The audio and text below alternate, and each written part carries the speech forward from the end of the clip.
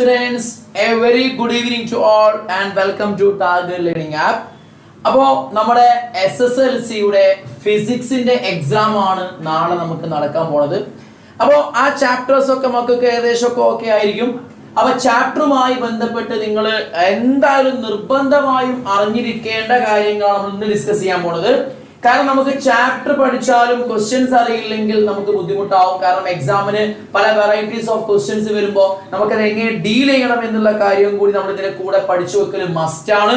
അതുകൊണ്ട് നിങ്ങൾ എല്ലാവരും എന്ത് ചെയ്യുക, നല്ല അടിപൊളിയായിട്ട് ചാപ്റ്റേഴ്സിനെ പഠിക്കുകയും ചെയ്യുക, ക്വസ്റ്റ്യൻസ് വർക്ക്ഔട്ടും ചെയ്യുക. ഇത് രണ്ടും കൂടി ഒരുമിച്ച് ചെയ്താൽ മാത്രമേ നമുക്ക് നന്നായി എക്സാമിന് പെർഫോം ചെയ്യാൻ പറ്റൂ. സോ നമ്മൾ ക്വസ്റ്റ്യൻ ഡിസ്കഷനിലേക്കാണ് നമ്മൾ പോണത്. ഓരോ ചാപ്റ്ററും third chapter, fourth chapter, fifth chapter എല്ലാ ചാപ്റ്റേഴ്സിന്റെയും ക്വസ്റ്റ്യൻ ഡിസ്കഷനിലേക്ക് നമ്മൾ കടക്കാൻ പോവാണ്. നമ്മൾ ആദ്യം നമ്മൾ ഡിസ്കസ് ചെയ്യാൻ പോണത് തേർഡ് ചാപ്റ്റർ ആണ് മക്കളെ. എല്ലാവരും സെറ്റ് അല്ലേ? ഓക്കെ അല്ലേ? തുടങ്ങിയല്ലേ? നമുക്ക് മൂന്നാമത്തെ ചാപ്റ്റർ ആണ് വൈദ്യുത കാന്തിക പ്രേരണം, ഇലക്ട്രോ മാഗ്നറ്റിക് ഇൻഡക്ഷൻ. അത് കഴിഞ്ഞാൽ നമ്മൾ നാലാമത്തെ ചാപ്റ്ററിലേക്ക് കടക്കും. അത് കഴിഞ്ഞാൽ നമ്മൾ അഞ്ചാമത്തിലേക്ക് എന്ത് ചെയ്യും, കടക്കും. അപ്പൊ എക്സാമിന് വേണ്ട ഏരിയാസ് ആണ് നമ്മൾ ഇന്ന് ഡിസ്കസ് ചെയ്യാൻ പോണത്. സോ മക്കൾ എന്ത് ചെയ്യണം, നല്ല അടിപൊളിയായിട്ട് ക്ലാസ്സിൽ ശ്രദ്ധിച്ചിരിക്കുക കേട്ടോ. റെഡി? അപ്പൊ നമുക്ക് സ്റ്റാർട്ട് ചെയ്താലോ മക്കളെ? ഓരോ ക്വസ്റ്റ്യൻ ഡിസ്കസ് ചെയ്യുമ്പോഴും അതുമായി ബന്ധപ്പെട്ട മറ്റ് കാര്യങ്ങളും കൂടെ ഞാൻ എന്ത് ചെയ്യും, അതിന്റെ കൂടെ തന്നെ പറയും. നന്നായിട്ട് ക്ലാസ്സിൽ നിങ്ങൾ ശ്രദ്ധയോട് കൂടി ഇരിക്കണം കേട്ടോ. സെറ്റ് അല്ലേ? അപ്പൊ തുടങ്ങിയാലോ? നമുക്ക് സ്റ്റാർട്ട് ചെയ്താലോ? റെഡി അല്ലേ? പെർഫെക്റ്റ്. യെസ്. നോക്കടാ, ശ്രദ്ധിക്കും. ആദ്യം തന്നെ ഒരു ചോദ്യം നോക്കടാ. The figure of A generator is given below.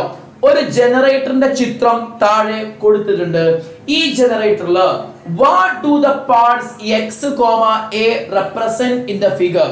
ഇതിൽ എക്സും എയും എന്താണ് സൂചിപ്പിക്കുന്നത്, എന്തിനെയാണ് സൂചിപ്പിക്കുന്നത്? മക്കളെ, എക്സ് എന്ന് പറഞ്ഞാൽ അതെന്താണ്?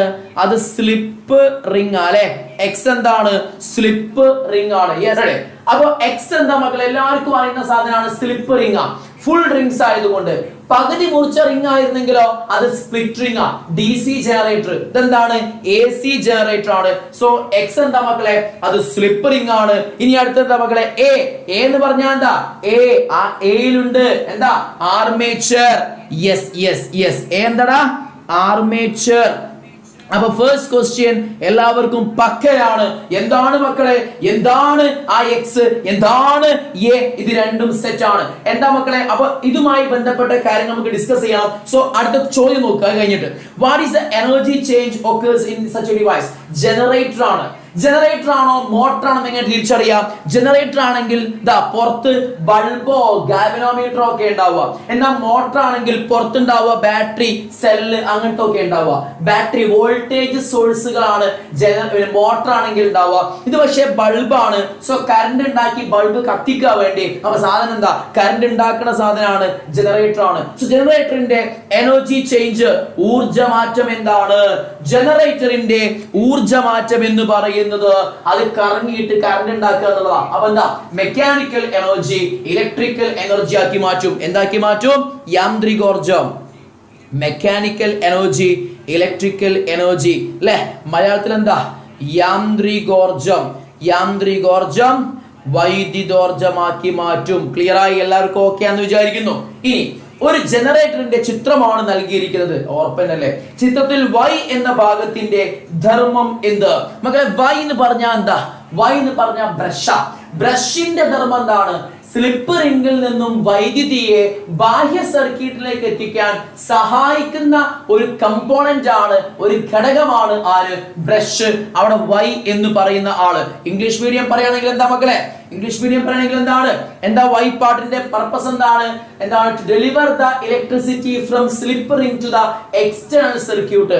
എക്സ്റ്റേണൽ സർക്യൂട്ടിലേക്ക് സ്ലിപ്പ് റിംഗ് നിന്ന് കറണ്ടിനെ എത്തിക്കുന്ന, ഡെലിവർ ചെയ്യുന്ന പർപ്പസ് ആണ് ആർക്ക്?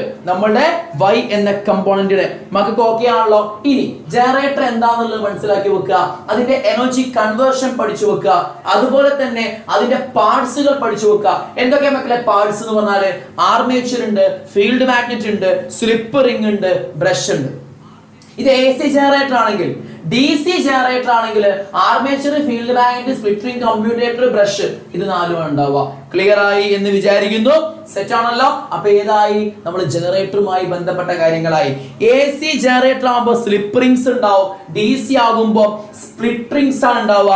കൂടാതെ ഒരു ജനറേറ്ററുമായി ബന്ധപ്പെട്ട് പഠിക്കേണ്ട മറ്റൊരു പ്രധാനപ്പെട്ട കാര്യമാണ് AC ജനറേറ്ററിൽ നിന്നും പുറത്തേക്ക് വരുന്ന EMFന്റെ ഗ്രാഫ് എങ്ങനെ ഉണ്ടാവുക?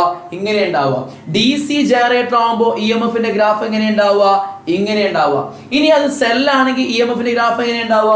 ഇങ്ങനെ ഉണ്ടാവുക. കഴിഞ്ഞില്ലേ? എല്ലാ കാര്യവും ഒരു ടോപ്പിക് നമ്മൾ എടുക്കുമ്പോൾ അതുമായി ബന്ധപ്പെട്ട എല്ലാ കാര്യവും നമ്മൾ ഡിസ്കസ് ചെയ്യും. സോ ആ ഭാഗം സെറ്റ്. ഇനി മക്കളെ എന്താണ്? The figure shows a resistor galvanometer connected to a 6 volt battery. ആയിക്കോട്ടെ. ദാ ഇവിടെ എന്താണ്? ഒരു സെൽ ഉണ്ട്, ഒരു പ്രതിരോധം ഉണ്ട്, ഒരു ഗാൽവനോമീറ്റർ ഉണ്ട്. അത് 6 വോൾട്ട് ബാറ്ററിയുമായിട്ട് കണക്ട് ആക്കി. Okay fine. Question: In what way the instrument got connected in the circuit? ഉപകരണങ്ങൾ ഏത് രീതിയിലാണ് ഘടിപ്പിച്ചിരിക്കുന്നത്? മക്കളെ സംശയിക്കല്ലേ, സംശയിക്കല്ലേ. സീരീസ്, ശ്രേണി രീതിയിൽ. ഏതാ മക്കളെ? ശ്രേണി രീതി. ശ്രേണി രീതിയിലാണ് നമ്മൾ സംഭവങ്ങൾ ബന്ധിപ്പിച്ചിരിക്കുന്നത് അല്ലെ. ഇനി അടുത്ത എന്താണ്? In which direction does the galvanometer needle deflects? ഇവിടെ galvanometer needle ഏത് ഭാഗത്തേക്കാണ് ഡിഫ്ലക്ട് ചെയ്യുക? എടാ ഇത് ബാറ്ററി അല്ലേ, ഇത് സെൽ അല്ലേ, അതുകൊണ്ട് കറണ്ട് എന്താണ്? യൂണി ഡയറക്ഷണൽ കറണ്ട് ആണ്. എന്ന് പറഞ്ഞാൽ എന്താ? ഒരു ദിശയിലേക്ക് മാത്രം ഒഴുകുന്ന കറണ്ട് ആണ്. അതുകൊണ്ട് നമുക്ക് എന്ത് പറയാം? galvanometer ഒരു ഡയറക്ഷനിലേക്ക് മാത്രമേ എന്ത് ചെയ്യുള്ളൂ? ഡിഫ്ലക്ട് ചെയ്യുള്ളൂ. It deflects only in one direction. ഒരു ദിശയിലേക്ക് മാത്രമേ എന്ത് ചെയ്യുള്ളൂ? ഗാൽവനോമീറ്റർ എന്ത് ചെയ്യുള്ളൂ? വിഭ്രംശകാരികൾ എന്താ പറയാ? ഡിഫ്ലക്ഷൻ കാണിക്കുകയുള്ളൂ എന്ന് എഴുതിയാൽ മതി. സെറ്റ് അല്ലേ? റെഡി അല്ലേ? അപ്പൊ ഈ ക്വസ്റ്റ്യൻ റെഡി ആണെന്ന് വിചാരിക്കുന്നു. ഡിഫ്ലെക്ട്സ് ബോത്ത് സൈഡ്സ് എന്ന് പറയാൻ പറ്റില്ല ആൽബർട്ട് ഐൻസ്റ്റീൻ. കാരണം എന്താ വെച്ച് കഴിഞ്ഞാല്, കാരണം എന്താണ്? കാരണം മറ്റൊന്നുമല്ല, കാരണം DC ആണ്, ബാറ്ററി ആണ്. ബാറ്ററി ആകുമ്പോൾ കറണ്ട് എന്തായിരിക്കും? സെയിം ഡയറക്ഷനിലേക്ക് ഉണ്ടാവുള്ളൂ. കറണ്ട് അങ്ങോട്ടും ഇങ്ങോട്ടും പോകണമെങ്കിൽ ആരെ വെക്കണം? AC. ഇവിടെ AC ആണ് വെച്ചിരുന്നെങ്കിലോ നീഡിൽ അങ്ങോട്ട് ഡിഫ്ലക്ട് ചെയ്യും, ഇങ്ങോട്ട് ഡിഫ്ലക്ട്. അപ്പൊ അങ്ങോട്ടും ഇങ്ങോട്ടും കളിക്കുകയായിരുന്നു. DC ആയതുകൊണ്ട് ഒരു ഡയറക്ഷനിലേക്ക് മാത്രമേ എന്ത് ചെയ്യുള്ളൂ? ഡിഫ്ലക്ട് ചെയ്യുള്ളൂ കേട്ടോ. ഇനി അടുത്ത question: If the battery is replaced by AC source, battery മാറ്റിയിട്ട് അവിടെ AC source വെച്ച് കഴിഞ്ഞാൽ എന്താണ്? What change may be observed in the deflection of galvanometer? ആണ് galvanometerന്റെ ഡിഫ്ലക്ഷനിൽ എന്ത് ചേഞ്ച് ഉണ്ടാവുക? ഡിഫ്ലക്ഷൻ എന്താകും? രണ്ട് ഡയറക്ഷനിലേക്കും എന്ത് ചെയ്യും? മാറി മാറി കളിക്കും അല്ലെ. It deflects in both directions എന്ന് എഴുതാം. രണ്ട് ഭാഗത്തേക്കും ഡിഫ്ലക്ട് ചെയ്യും. മേ ബി ആൽബർട്ട് ഐൻസ്റ്റീൻ പറഞ്ഞത് ഈ സീന്റെ ആൻസർ ആയിരിക്കും. എനിവേ അത് ശരിയാണ്, കറക്റ്റ് ആണ്. ക്ലിക്ക് അല്ലേ മക്കളെ? സെറ്റ് അല്ലേ മക്കളെ? റെഡി ആണല്ലോ? റെഡി. അടുത്ത question: In our country, the frequency of AC produced for transmission is 50 Hz. 50 ഹെർട്സിലാണ് നമ്മുടെ രാജ്യത്ത് എന്ത് AC ഫ്രീക്വൻസി ഉണ്ടാവുക അല്ലെ, പ്രൊഡ്യൂസ് ചെയ്യുന്ന AC ഫ്രീക്വൻസി ഉണ്ടാവുക. What does it mean by frequency of an AC? ഒരു ACയുടെ ഫ്രീക്വൻസി എന്ന് പറഞ്ഞാൽ എന്താ മക്കളെ? ആവൃത്തി എന്ന് പറഞ്ഞാൽ എന്താണ്? ആവൃത്തി എന്ന് പറഞ്ഞാൽ ഒരു സെക്കൻഡിലുള്ള ആർമേച്ചറിന്റെ ഭ്രമണങ്ങളുടെ എണ്ണത്തെയാണ് ആവൃത്തി എന്ന് പറയാ. It is the number of revolutions made by an armature in 1 second ആണ്. എന്താണ് മക്കളെ അതിന്റെ equation? Frequency is equal to N/T ആണ്. Frequency is equal to N/T. ഫ്രീക്വൻസിന്റെ ഇക്വേഷൻ പഠിച്ചു വെക്കണം. Number of rotations per second ആണ് എന്തെന്ന് പറഞ്ഞാൽ ഫ്രീക്വൻസി എന്ന് പറഞ്ഞാൽ. ഇനി in 1 second how many times the direction of EMF changes? മക്കളെ ഇവിടെ ഫ്രീക്വൻസി 50 ഹെർട്സ് ആ. 50 ഹെർട്സ് ഫ്രീക്വൻസി എന്ന് പറഞ്ഞാൽ ആവൃത്തി എന്ന് പറഞ്ഞാൽ നിങ്ങൾ മനസ്സിലാക്കേണ്ടത് എന്താ അറിയോ? ഒരു സെക്കൻഡിൽ ഇങ്ങനത്തെ 50 സൈക്കിളുകൾ ഉണ്ടാവും. ഇതൊരു സൈക്കിളാണ് ഞാൻ കാണിച്ചത്. ഇങ്ങനത്തെ 50 സൈക്കിൾ ഉണ്ടാവും. മക്കളെ രണ്ട് സൈക്കിൾ ഞാൻ വരച്ചപ്പോൾ നോക്ക്, രണ്ട് സൈക്കിൾ വരക്കുമ്പോൾ എത്ര പ്രാവശ്യം ഡയറക്ഷൻ മാറുണ്ട്? ഇവിടെ വെച്ച് ഒന്ന് മാറി, ഇവിടെ വെച്ച് രണ്ടാമത്തെ മാറി, ഇവിടെ വെച്ച് മൂന്നാമത്തെ മാറി, ഇവിടെ വെച്ച് നാലാമത്തെ മാറാം. അപ്പൊ രണ്ട് സൈക്കിൾ ആയപ്പോ 4 പ്രാവശ്യം ഡയറക്ഷൻ മാറൂലേ. അപ്പൊ 50 ഹെർട്സ് ഫ്രീക്വൻസി ആണെങ്കിൽ ഒരു സെക്കൻഡിൽ ഇങ്ങനത്തെ 50 സൈക്കിൾസ് ഉണ്ടാവും. അതുകൊണ്ട് തന്നെ ഒരു സെക്കൻഡിൽ 100 പ്രാവശ്യം എന്ത് ചെയ്യും? ഇതിന്റെ ഡയറക്ഷൻ ചേഞ്ച് ചെയ്യും. മക്കളെ ഓർത്തു വെച്ചോ, ഓർത്തു വെച്ചോ. ഒരു AC-യുടെ ഫ്രീക്വൻസി എത്രയാണോ അതിന്റെ ഇരട്ടി പ്രാവശ്യം ഡയറക്ഷൻ ചേഞ്ച് ചെയ്യും ഒരു സെക്കൻഡിൽ AC-ന്റെ. ഓക്കെ ആണല്ലോ? കൃത്യമായിട്ട് കാര്യം മനസ്സിലാക്കി വെക്കുക കേട്ടോ. സോ എത്ര പ്രാവശ്യം മക്കളെ ചേഞ്ച് ചെയ്യാ പറ? 100 times, 100 പ്രാവശ്യം, 100 പ്രാവശ്യം മക്കളെ, 100 പ്രാവശ്യം EMFന്റെ ഡയറക്ഷൻ ചേഞ്ച് ചെയ്തിരിക്കും. ഇനി അടുത്ത question. Observe the figures A, B, C given below and answer the questions. ഇതിൽ മക്കളെ നോക്കടാ, ഒരു മാഗ്നറ്റിനെ ഇതിന്റെ ഉള്ളിലേക്ക് കയറ്റുകയും പുറത്തേക്ക് എടുക്കുകയും ചെയ്യുന്നുണ്ട്. 10 ചുറ്റുണ്ട്, 5 ചുറ്റ്, 5 ചുറ്റ്. ഇവിടെ ഒക്കെ മാഗ്നറ്റിനെ ഉള്ളിലേക്ക് എടുത്ത് പുറത്തേക്ക് ഇടായിക്കോട്ടെ. In which solenoid the intensity of current is more? ഇതിൽ ഏതിലാണ് ഏറ്റവും കൂടുതൽ ഇന്റൻസിറ്റി ഓഫ് കറണ്ട് ഉണ്ടാവുക?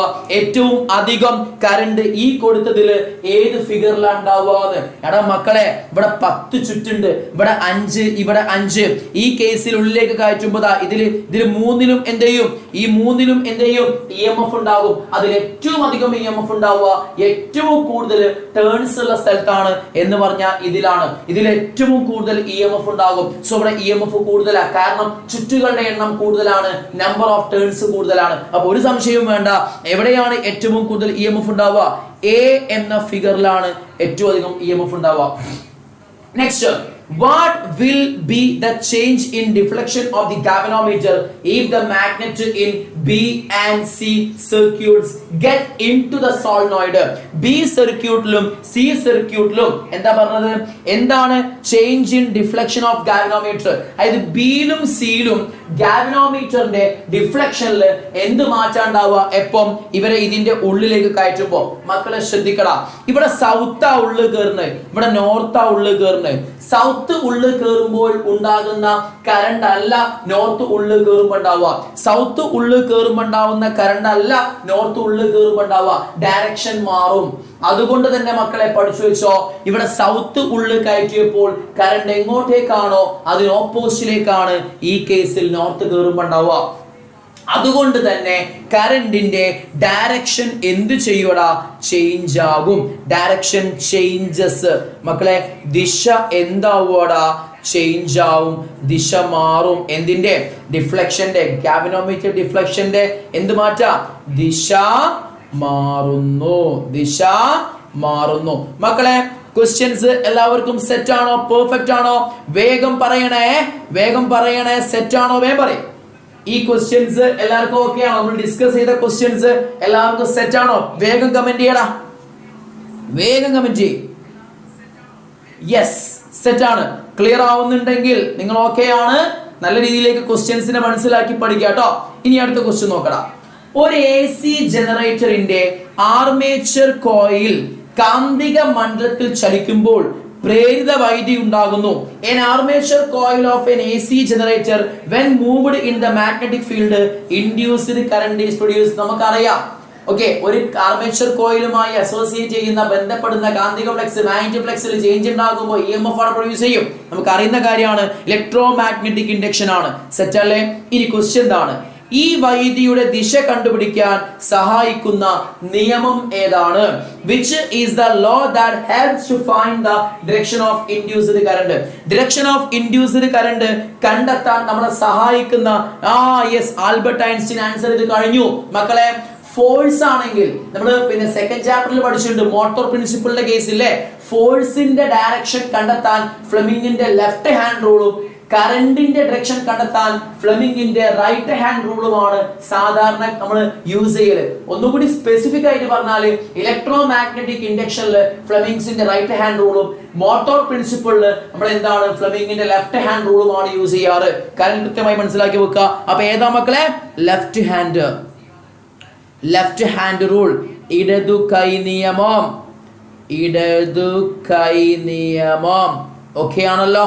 റെഡി. അടുത്ത ക്വസ്റ്റ്യൻ. ഈ ചൂണ്ടുവിരൽ സൂചിപ്പിക്കുന്നത് എന്തിനെയാണ്? എല്ലാം അങ്ങ് പഠിച്ചേക്ക് മക്കളെ. ചൂണ്ടുവിരൽ എന്താണ്? അത് ഡയറക്ഷൻ ഓഫ് മാഗ്നറ്റിക് ഫീൽഡ് അല്ലെ, കാന്തിക മണ്ഡല ദിശ. നടുവിരലോ? അത് കറണ്ടിന്റെ ദിശ. അപ്പൊ ഈ തമ്പോ ഈ പെരുവിരലോ? പെരുവിരൽ സൂചിപ്പിക്കുക എന്തിനാണ്?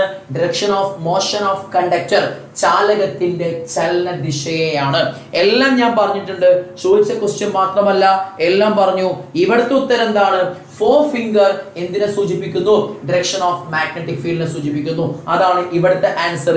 കൃത്യമായിട്ട് ആൻസർ നോക്കിയിട്ട് ചെയ്യാ മക്കളെ, ശ്രദ്ധിക്കണം. നിങ്ങൾ കമന്റ് ചെയ്യുക, പെട്ടെന്ന് തന്നെ ആൻസർ നിങ്ങൾ കമന്റ് ചെയ്യട്ടോ മക്കളെ. അടുത്ത ക്വസ്റ്റ്യൻ നോക്കടാ, പറ. പൂർത്തിയാക്കിയ സർക്യൂട്ടുമായി ബന്ധപ്പെട്ട കാന്തിക ഫ്ലക്സിന് മാറ്റം വരുമ്പോൾ ആ സർക്യൂട്ടിൽ വൈദ്യുതി പ്രേരിതമാകുന്നു. ഈ പ്രതിഭാസം ഏത് പേരിൽ അറിയപ്പെടുന്നു? വൈദ്യുത കാന്തിക പ്രേരണം. ഇത് പ്രയോജനപ്പെടുത്തി പ്രവർത്തിക്കുന്ന ഒരു ഉപകരണം ഏതാണ്? വൈദ്യുത കാന്തിക പ്രേരണം ഉപയോഗിച്ചുകൊണ്ട് എന്താ? ജനറേറ്റർ ഉണ്ട്, ചലിക്കും ചുരുൾ ലൗഡ് സ്പീക്കർ ഉണ്ട്, ഇതൊക്കെ നിങ്ങൾക്ക് പറയാം. സോറി, ചലിക്കും ലൗഡ് സ്പീക്കർ അല്ല, ചലിക്കും ചുരുൾ മൈക്രോഫോൺ ഉണ്ട്, ഇതൊക്കെ നിങ്ങൾക്ക് പറയാൻ പറ്റും. റെഡിയല്ലേ? ഓക്കെ ആണല്ലോ? സെറ്റ്. അപ്പൊ ഏതാണ്? മൂവിംഗ് കോയിൽ, മൈക്രോഫോണും ജനറേറ്ററും ഒക്കെ നിങ്ങൾക്ക് പറയാൻ പറ്റും. എന്ത്? ഇത് ഉപയോഗിച്ച് പ്രവർത്തിക്കുന്ന ഉപകരണം. സിമ്പിൾ ക്വസ്റ്റ്യൻ ആണ് അല്ലെ? യെസ്. ഇനി അടുത്ത് മക്കളെ നെക്സ്റ്റ് ക്വസ്റ്റ്യൻ നോക്കടാ. അടുത്ത ക്വസ്റ്റ്യൻ എന്താണ്? താഴെ പറയുന്ന പ്രസ്താവനകളിൽ നിന്നും ശരിയായവ കണ്ടെത്തുക. കാന്തത്തെ സോളിനോയിഡുമായി അടുപ്പിക്കുമ്പോൾ സോളിനോയിഡുമായി ബന്ധപ്പെടുന്ന കാന്തിക ഫ്ലക്സ് കുറയുന്നു. തെറ്റാ. കാന്തം സോളിനോയിഡിന്റെ അടുത്ത് കൊണ്ടുവരുമ്പോൾ, മാഗ്നറ്റ് സോളിനോയിഡിന്റെ അടുത്ത് കൊണ്ടുവരുമ്പോൾ അവിടെ ഫ്ലക്സ് കൂടുകയല്ലേ ചെയ്യാം? ആണ്. അപ്പൊ ഇത് തെറ്റാണ് കേട്ടോ, തെറ്റാ. അതല്ല. അടുത്ത്, കാന്തത്തെ സോളിനോയിഡുമായി അടുപ്പിക്കുമ്പോൾ സോളിനോയിഡുമായി ബന്ധപ്പെടുന്ന കാന്തിക ഫ്ലക്സ് കൂടുന്നു. അത് കറക്റ്റ് ആണ്, ശരിയാണ് അല്ലെ? മാഗ്നറ്റ് കോയിലിന്റെ അടുത്തേക്ക് നീക്കുമ്പോൾ അവിടുത്തെ ഫ്ലക്സ് കൂടുന്നു. അത് കറക്റ്റ് ആണ്. അടുത്തെന്താ? കാന്തത്തെ സോളിനോയിഡുമായി അടുപ്പിക്കുമ്പോൾ സോളിനോയിഡുമായി ബന്ധപ്പെടുന്ന ഫ്ലക്സിൽ മാറ്റമില്ല, മാറ്റമുണ്ട്. ഓക്കെ, ഫ്ലക്സ് കൂടും. അപ്പൊ ഇത് തെറ്റാണ്. അപ്പൊ ഒന്നാമത്തെ സ്റ്റേറ്റ്മെന്റ് തെറ്റാണ്. When a magnet is moved close to a solenoid, magnetic flux linked with the solenoid decreases. Okay ആണല്ലോ? ഇതെന്താണ്? തെറ്റാണ്. കോയിലിന്റെ അടുത്തേക്ക് മാഗ്നറ്റിനെ കൊണ്ടുവരുമ്പോ അവിടെ മാഗ്നറ്റിക് ഫ്ലക്സ് എന്ത് ചെയ്യുന്നു? ഡിക്രീസ് ചെയ്യുന്നു. അത് തെറ്റാ. തിരിച്ചാ വരിക. അടുത്തെന്താ? When a magnet is moved close to a solenoid, സോളിനോയിഡിന്റെ അടുത്തേക്ക് മാഗ്നറ്റിനെ കൊണ്ടുപോകുമ്പോൾ magnetic flux linked with the solenoid will increases. അത് കറക്റ്റ് ആണ്. ഫ്ലക്സ് കൂടും അടുത്ത് കൊണ്ടുവരുമ്പോ. ഈ മാഗ്നറ്റിനെ സോളിനോയിഡിന്റെ അടുത്ത് കൊണ്ടുവരുമ്പോ എന്ത് ചെയ്യും? ഫ്ലക്സ് കൂടും. അപ്പൊ രണ്ടാമത്തെ കറക്റ്റാ. അടുത്ത്, when a magnet is moved close to a solenoid, സോളിനോയിഡിന്റെ അടുത്തേക്ക് മാഗ്നറ്റിനെ കൊണ്ടുവരുമ്പോ magnetic flux linked with the solenoid remains the same. മാറുന്നില്ല ഫ്ലക്സ്. അത് തെറ്റാ, മാറും, കൂടുക ചെയ്യാം. ഓക്കെ അല്ലേ? ഇത്രയും കാര്യങ്ങളാണ് പഠിക്കാനുള്ളത്. ഇനി അടുത്ത് നോക്കടാ. എന്താണ്? Next question. The figure given below shows an instrument that changes sound energy into electrical energy. സാധനം കണ്ടാ തന്നെ മനസ്സിലാകും. എന്താ മക്കളെ ഈ സാധനം? എന്താ? വൈദ്യോർജം യാന്ത്രികോർജമാക്കി ശബ്ദോർജം വൈദ്യോർജമാക്കി മാറ്റുന്ന ഒരു ഉപകരണമാണ് ചലിക്കും ചുരുൾ മൈക്രോഫോൺ, മൂവിംഗ് കോയിൽ മൈക്രോഫോൺ. അടുത്ത ക്വസ്റ്റ്യൻ.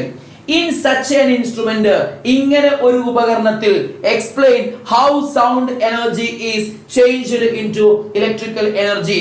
ഇങ്ങനെ ഒരു ഉപകരണത്തിൽ എങ്ങനെയാണ് ശബ്ദോർജം വൈദ്യോർജമായിട്ട് മാറുക എന്നതാണ് നമ്മുടെ ക്വസ്റ്റ്യൻ. അപ്പൊ ആദ്യം ഇതുമായി ബന്ധപ്പെട്ട എല്ലാ കാര്യവും ഒന്ന് പറഞ്ഞുതരാം. എന്താ മൈക്രോഫോൺ? എന്താണ് ചലിക്കും ചുരുൾ മൈക്രോഫോൺ? എന്താ മൂവിംഗ് കോയിൽ മൈക്രോഫോൺ? ശബ്ദോർജം വൈദ്യോർജമാക്കി മാറ്റുന്ന ഉപകരണം. It's an instrument used to convert sound energy into electrical energy. അടുത്ത്, ഇതിന്റെ മെയിൻ പാർട്സ് എന്തൊക്കെ? വോയിസ് കോയിൽ ഉണ്ട്, ഡയഫ്രം ഉണ്ട്, പിന്നെ പെർമനന്റ് മാഗ്നറ്റ് ഉണ്ട് അല്ലെ? ഓക്കെ. ഇനി എന്താണ് ഇതിൽ നടക്കുന്ന വർക്കിംഗ് പ്രിൻസിപ്പിൾ? എന്താണ്? ഇലക്ട്രോ മാഗ്നറ്റിക് ഇൻഡക്ഷൻ ആണ്. ഇനി എന്താണ് ഇതിന്റെ വർക്കിംഗ്? മക്കളെ കേട്ടോ, വർക്കിംഗ് എന്താന്ന് ചോദിച്ചു കഴിഞ്ഞാല് സൗണ്ട് വേവ്സ് ശബ്ദ തരംഗങ്ങള് എന്തിൽ വന്നിരിക്കും? ഡയഫ്രത്തിൽ വന്നിരിക്കും. ഡയഫ്രത്തിൽ വന്നിരിക്കുന്ന സമയത്ത് ഈ ഡയഫ്രം എന്ത് ചെയ്യൂടാ? അത് വൈബ്രേറ്റ് ചെയ്യും. അത് കമ്പനത്തിന് വിധേയമാകും. അത് വൈബ്രേറ്റ് ചെയ്യുന്ന സമയത്ത് അതുമായി അസോസിയേറ്റ് ചെയ്ത വോയിസ് കോയിലും എന്ത് ചെയ്യും മക്കളെ? വൈബ്രേറ്റ് ചെയ്യാൻ തുടങ്ങും അല്ലെ? അതുമായി അസോസിയേറ്റ് ചെയ്യുന്ന വോയിസ് കോയിൽ വൈബ്രേഷന് വിധേയമാകുമ്പോൾ ആ വോയിസ് കോയിൽ ഉള്ളത് എവിടെയാണ്? ഒരു മാഗ്നറ്റ് ഉണ്ടാക്കുന്ന മാഗ്നറ്റിക് ഫീൽഡിലാണ്. So this vibrating voice coil is inside a magnetic flux. അല്ലെങ്കിൽ എന്ത് പറയാം? ഒരു കാന്തിക മണ്ഡലത്തിൽ വെച്ചാണ് ഈ വോയിസ് കോയിൽ കമ്പനത്തിന് വിധേയമാകുന്നത്. അപ്പോൾ ഇലക്ട്രോ മാഗ്നറ്റിക് ഇൻഡക്ഷൻ വൈദ്യുത കാന്തിക പ്രേരണം വഴി അവിടെ എന്തുണ്ടാകുന്നു? ഒരു EMF ഉണ്ടാകുന്നു. ഇതാണ് ഇതിന്റെ വർക്കിംഗ്. അപ്പൊ സൗണ്ട് വരുന്നു, ഇതിനെ വൈബ്രേറ്റ് ചെയ്യിക്കുന്നു. ആ വൈബ്രേറ്റ് ചെയ്യുന്നത് എവിടെ വെച്ചിട്ടാണ്? ഒരു മാഗ്നറ്റിക് ഫീൽഡിൽ വെച്ചായതുകൊണ്ട് അവിടെ EMF ഉണ്ടാകുന്നു according to electromagnetic induction. ഇതാണ് ഇതിന്റെ വർക്കിംഗ്. അപ്പൊ ഈ ഒരു ഏരിയ പെർഫെക്റ്റ് അല്ലേ? ഇത് സെറ്റ് അല്ലേ? ഈ രീതിയിലേക്ക് പഠിച്ചാൽ മതി. ഓർത്ത് വെക്കേണ്ട പോയിന്റ്സ് നമ്മൾ നോക്കണ്ടേ. സൗണ്ട് വേവ്സ് വരുന്നു, ശബ്ദ തരംഗങ്ങൾ വരുന്നു, ഡയഫ്രത്തിൽ പോയി ഇടിക്കുന്നു, ഡയഫ്രം വൈബ്രേറ്റ് ചെയ്യുന്നു. അപ്പൊ അതുമായി അസോസിയേറ്റ് ചെയ്യുന്ന വോയിസ് കോയിൽ വൈബ്രേറ്റ് ചെയ്യുന്നു. അപ്പോൾ ഇലക്ട്രോ മാഗ്നറ്റിക് ഇൻഡക്ഷൻ വഴി എന്തുണ്ടാവുന്നു? EMF ഉണ്ടാവുന്നു. ഇതാണ് നിങ്ങൾ നോക്കേണ്ടത്. ക്ലിയർ ആണെന്ന് വിചാരിക്കുന്നു. That's all. Next one is, മക്കളെ അടുത്ത കാര്യം ശ്രദ്ധിക്കണം. ട്രാൻസ്ഫോർമറുകളെ അഭിസംബന്ധിക്കുന്ന ചില ബന്ധങ്ങൾ താഴെ തന്നിരിക്കുന്നു. ഇവയിൽ നിന്നും സ്റ്റെപ്പ് അപ്പ് ട്രാൻസ്ഫോമറിനെ സംബന്ധിക്കുന്ന തെരഞ്ഞെടുത്തില്ല. അപ്പൊ നിങ്ങൾ വേഗം ചെയ്യേണ്ട എന്താ മക്കളെ? ഒരു സ്റ്റെപ്പ് അപ്പ് ട്രാൻസ്ഫോമർ വേഗം വരച്ചു വെക്കുക. സ്റ്റെപ്പ് അപ്പ് എന്നൊക്കെ പറയുമ്പോൾ വളരെ സിമ്പിളാ. ഇവിടെ നോക്കി കേട്ടാ, സ്റ്റെപ്പ് അപ്പ് വേഗം വരക്കുക. സ്റ്റെപ്പ് അപ്പ് ദാ, സ്റ്റെപ്പ് അപ്പ് കണ്ടാ, ഇതാണ് സ്റ്റെപ്പ് അപ്പ് ട്രാൻസ്ഫോമർ.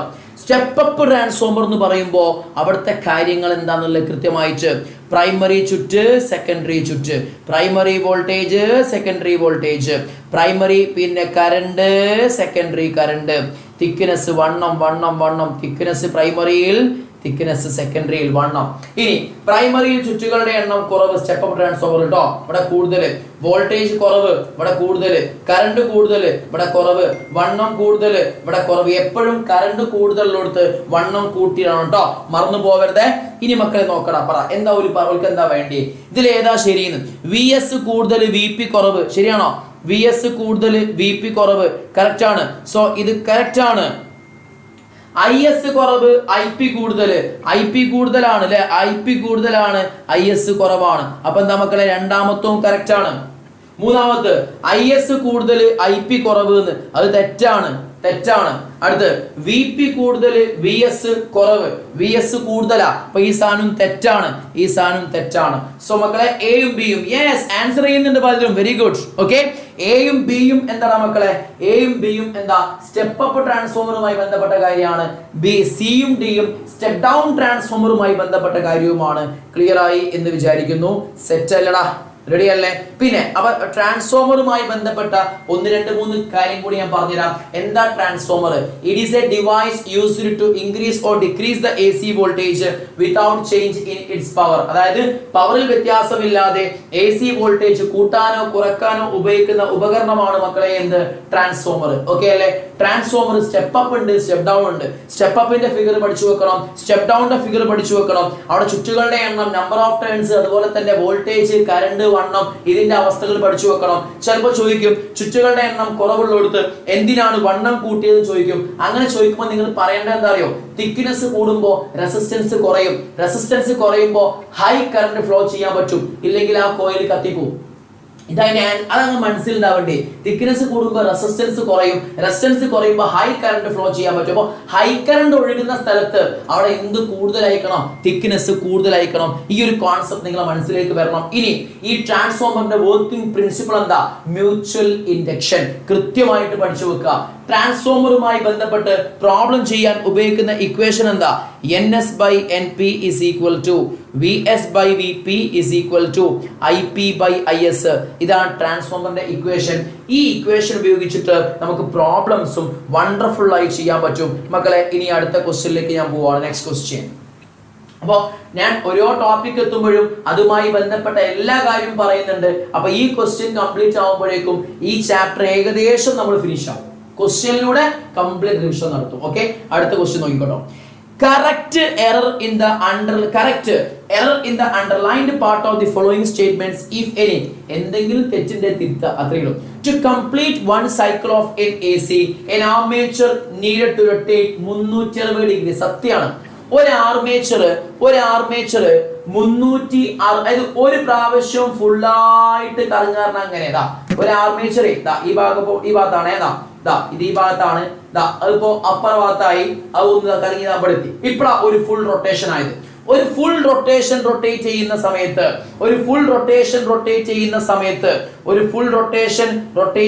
സമയത്ത് മക്കളെ നിങ്ങൾ മനസ്സിലാക്കേണ്ടത് എന്താണ്? ഒരു ഫുൾ റൊട്ടേഷൻ റൊട്ടേറ്റ് ചെയ്യുന്ന സമയത്ത് 360 ഡിഗ്രിയാണ് എന്ത് ചെയ്യുക മക്കളെ, തിരിയുക. അപ്പൊ ഈ പറഞ്ഞത് വളരെ കറക്റ്റ് ആയിട്ടുള്ള ഒരു കാര്യമാണ്.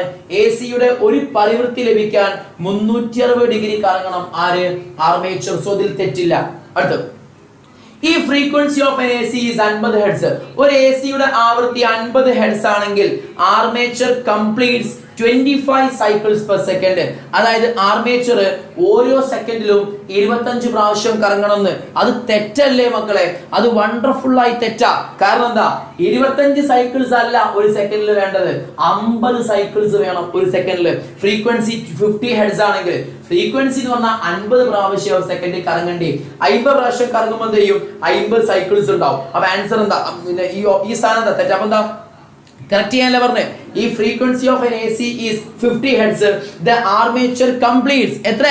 50 സൈക്കിൾസ് പെർ സെക്കൻഡ് എന്നാക്കിയാൽ 50 എന്നാക്കിയാൽ ഇത് കറക്റ്റ് ആയി. അപ്പൊ കറക്റ്റ് ആക്കണം. ഇനി അടുത്ത question, if an AC generator current reverses direction in an AC generator, ഒരു AC ജനറേറ്ററിൽ current reverses direction in each half rotation, ഓരോ അർദ്ധഭ്രമണത്തിലും കറണ്ട് ഓപ്പോസിറ്റിലേക്ക് ആകുന്നു ഒരു AC ജനറേറ്ററിൽ നിന്ന്. അത് വളരെ കറക്റ്റ് ആണ്. AC ജനറേറ്ററിൽ ഓരോ അർദ്ധഭ്രമണം കഴിയുമ്പോഴേക്കും ആർമേച്ചറിലൂടെയുള്ള വൈദ്യുത പ്രവാഹത്തിന്റെ ദിശ എന്താകും മക്കളെ? തിരിയും, ഓപ്പോസിറ്റ് ആകും. സോ ഇത് വളരെ കറക്റ്റ് ആണ്. AC ജനറേറ്ററിൽ ആദ്യ അർദ്ധഭ്രമണത്തിൽ വൈദ്യുതി ഒരു ദിശയിലും അടുത്ത അർദ്ധഭ്രമണത്തിൽ വിപരീത ദിശയിലുമായിരിക്കുന്നത് വണ്ടർഫുൾ ആണ്. അത് കറക്റ്റ് ആണ്. തെറ്റുള്ള ബീക്ക് മാത്രമാണ് മക്കളെ ഓർത്തു വെക്കുക കേട്ടോ. റെഡി മക്കളെ? സെറ്റ് അല്ലേ? കമന്റ് ചെയ്യടാ. പെർഫെക്റ്റ് ആണോ? ഓക്കെ ആണോ? വേഗം കമന്റ് ചെയ്തോ. മക്കൾക്ക് ഓക്കെ ആണോ? ക്വസ്റ്റ്യൻസ് ചെയ്ത ക്വസ്റ്റ്യൻസ് സെറ്റ് ആണോ? റെഡി?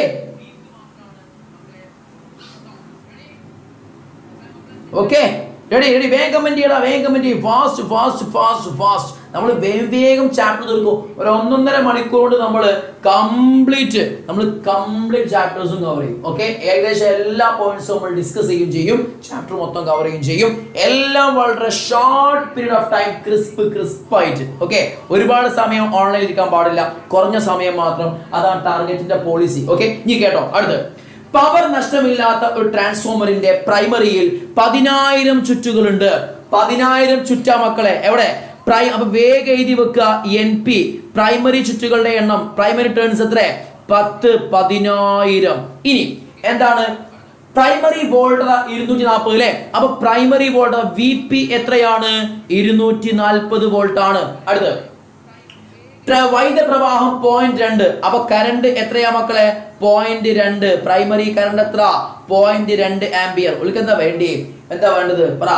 സെക്കൻഡറിയിൽ 0.4 ആംപിയർ കറണ്ട് ലഭിക്കത്തക്ക രീതിയിലാണ് ട്രാൻസ്ഫോമർ നിർമ്മിച്ച്. അപ്പൊ സെക്കൻഡറിയിലെ കറണ്ട് എത്ര കിട്ടണം പറ? സെക്കൻഡറി കറണ്ട് 0.4 ആംപിയർ കിട്ടണം അല്ലേ? ആയിക്കോട്ടെ. എന്താ question? Question what kind of transformer is this? ഇത് ഏത് തരം ട്രാൻസ്ഫോമറാ മക്കളെ? സംശയിക്കല്ലേ. പ്രൈമറിയിൽ കറണ്ട് കുറവ്, സെക്കൻഡറിയിൽ കറണ്ട് കൂടി. അപ്പൊ സെക്കൻഡറിയിൽ വോൾട്ടേജ് കുറവാണെങ്കിൽ step down transformer. Yes. Next മക്കൾ നോക്ക്. ക്വസ്റ്റ്യൻ ബി, ഈ സെക്കൻഡറിയിലെ വോൾട്ടതയും ചുറ്റുകളുടെ എണ്ണവും കണക്കാക്കുക. Find out the voltage and number of turns in secondary coil. ഈ ഒരു പ്രോബ്ലത്തില് സെക്കൻഡറി കോയിലിന്റെ ചുറ്റുകളുടെ എണ്ണവും അതുപോലെ തന്നെ വോൾട്ടേജും കാണണം. നമുക്ക് കാണാടാ. എന്താ പറയും? അപ്പൊ VS കാണണം, VP കാണണം. മക്കളെ ഇക്വേഷൻ എന്താ? VS by VP is equal to IP by IS എന്ന് പറയാം. എന്താണ്? VS by VP is equal to IP by IS. അവരെ കറണ്ട് ആകുമ്പോൾ തിരിച്ചറിയില്ലേ? ഓക്കെ, പറഞ്ഞോ. VS എന്താ? IP by IS into VP. മക്കളെ IP എന്താ? IP 0.2, IS എന്താ? 0.4, VP എന്താ? 240 അല്ലെ? 0.2 by 0.4. മക്കളെ നോക്കടാ, ഞാൻ മുകളിലും താഴത്തും 10 കൊണ്ട് ഗുണിക്കാം. 0.2 10 കൊണ്ട് ഗുണിക്കുമ്പോ 2 ആവും. 0.4നെ 10 ഗുണിക്കുമ്പോൾ 4 ആവും.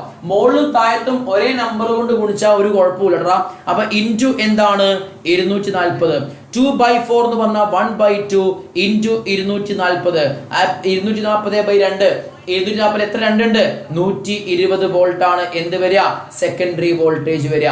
നിങ്ങൾക്ക് എന്താ വേണ്ടേ? നിങ്ങൾക്ക് സെക്കൻഡറി എന്ത് വേണം? ചുറ്റുകളുടെ എണ്ണം വേണ്ടേ?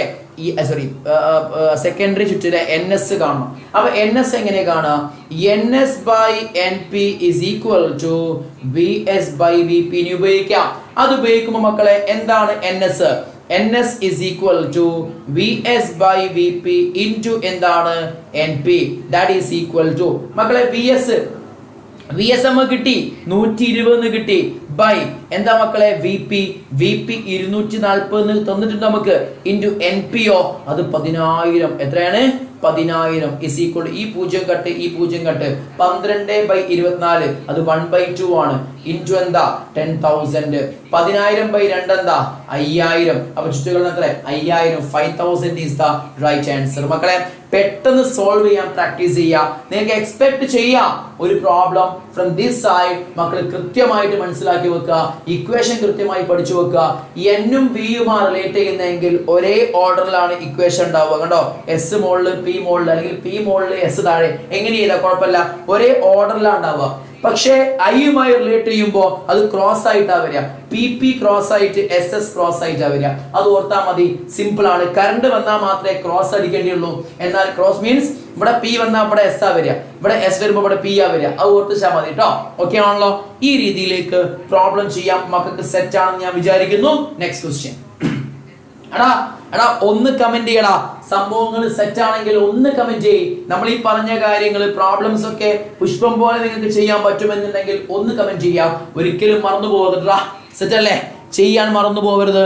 എന്തായാലും നിങ്ങൾ എന്ത് ചെയ്യണം? ഇത് മാർക്ക് സ്കോർ ചെയ്തിരിക്കണം. റെഡി അല്ലേ? Okay, so we can move on to the next question that is given below. Yes, very good. set ആണ്. Given below is the figure of a transformer. താഴെ കൊടുത്തിരിക്കുന്നു എന്ത്? ട്രാൻസ്ഫോമറിന്റെ ചിത്രം. What kind of transformer is shown here? ഈ കാണിച്ചിരിക്കുന്നത് എന്ത് transformer ആണ്? Secondary നോക്ക്. ചുറ്റുകളുടെ എണ്ണം കുറവാ. ചുറ്റു കുറവാണ്, വോൾട്ടേജ് കുറവാണ്, കറണ്ട് കൂടുതലാണ്, വണ്ണം കൂടുതലാണ്. ഒന്ന് നോക്കല്ലേ? സ്റ്റെപ്പ് ഡൗൺ ട്രാൻസ്ഫോമർ മക്കളെ. Step down transformer. Yes, step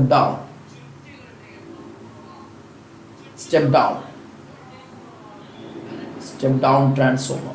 Okay, next അടുത്ത ക്വസ്റ്റ്യൻ നോക്കടാ. Why thick coil is used in the secondary of the transformer? മക്കളെ എന്തിനാണ് ഈ ട്രാൻസ്ഫോമറിന്റെ സെക്കൻഡറിയിൽ നമ്മൾ തിക്ക് വയർ ഉപയോഗിക്കുന്നത്? അതാണ് നമുക്ക് അറിയേണ്ടത്. തിക്ക് വയർ ഉപയോഗിക്കാനുള്ള കാരണം മക്കളെ റെസിസ്റ്റൻസ് കുറക്കാൻ വേണ്ടിയിട്ടാണ്. എന്തിനാ? റെസിസ്റ്റൻസ് കുറച്ചാലേ കറണ്ട് കൂടുതൽ ഫ്ലോ ചെയ്യുള്ളൂ. ഇല്ലെങ്കിൽ ആ കോയിൽ എന്തായി പോവും? ബേൺഡ് ഔട്ട് ആയി പോവും. മറന്നു പോവല്ലേ? ബേൺഡ് ഔട്ട് ആയി പോട്ടാ. സെറ്റ് അല്ലടാ? പെർഫെക്റ്റ് അല്ലേ? റെഡി അല്ലേ? എന്തിനാ തിക്ക് വയർ ഉപയോഗിച്ചത്? അതിൽ മാക്സിമം കറണ്ട് ഒഴുകണമെങ്കിൽ റെസിസ്റ്റൻസ് കുറവായിരിക്കണം. റെസിസ്റ്റൻസ് കുറവാകണമെങ്കിൽ തിക്ക് വയർ ഉപയോഗിക്കണം. ഓക്കേ, അടുത്ത ക്വസ്റ്റ്യൻ. ആർമേച്ചർ ഒരു കാന്തിക മണ്ഡലത്തിൽ ഭ്രമണം ചെയ്യുന്ന ആർമേച്ചറിന്റെ 2 ഘട്ടത്തിലുള്ള രേഖാചിത്രമാണ് മുകളിൽ കൊടുത്തിരിക്കുന്നത്. Figure of 2 stages of an armature that rotates in a magnetic field is shown below. Question.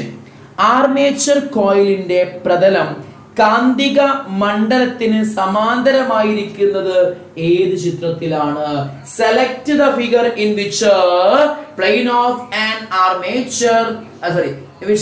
of the armature coil comes parallel to the magnetic field.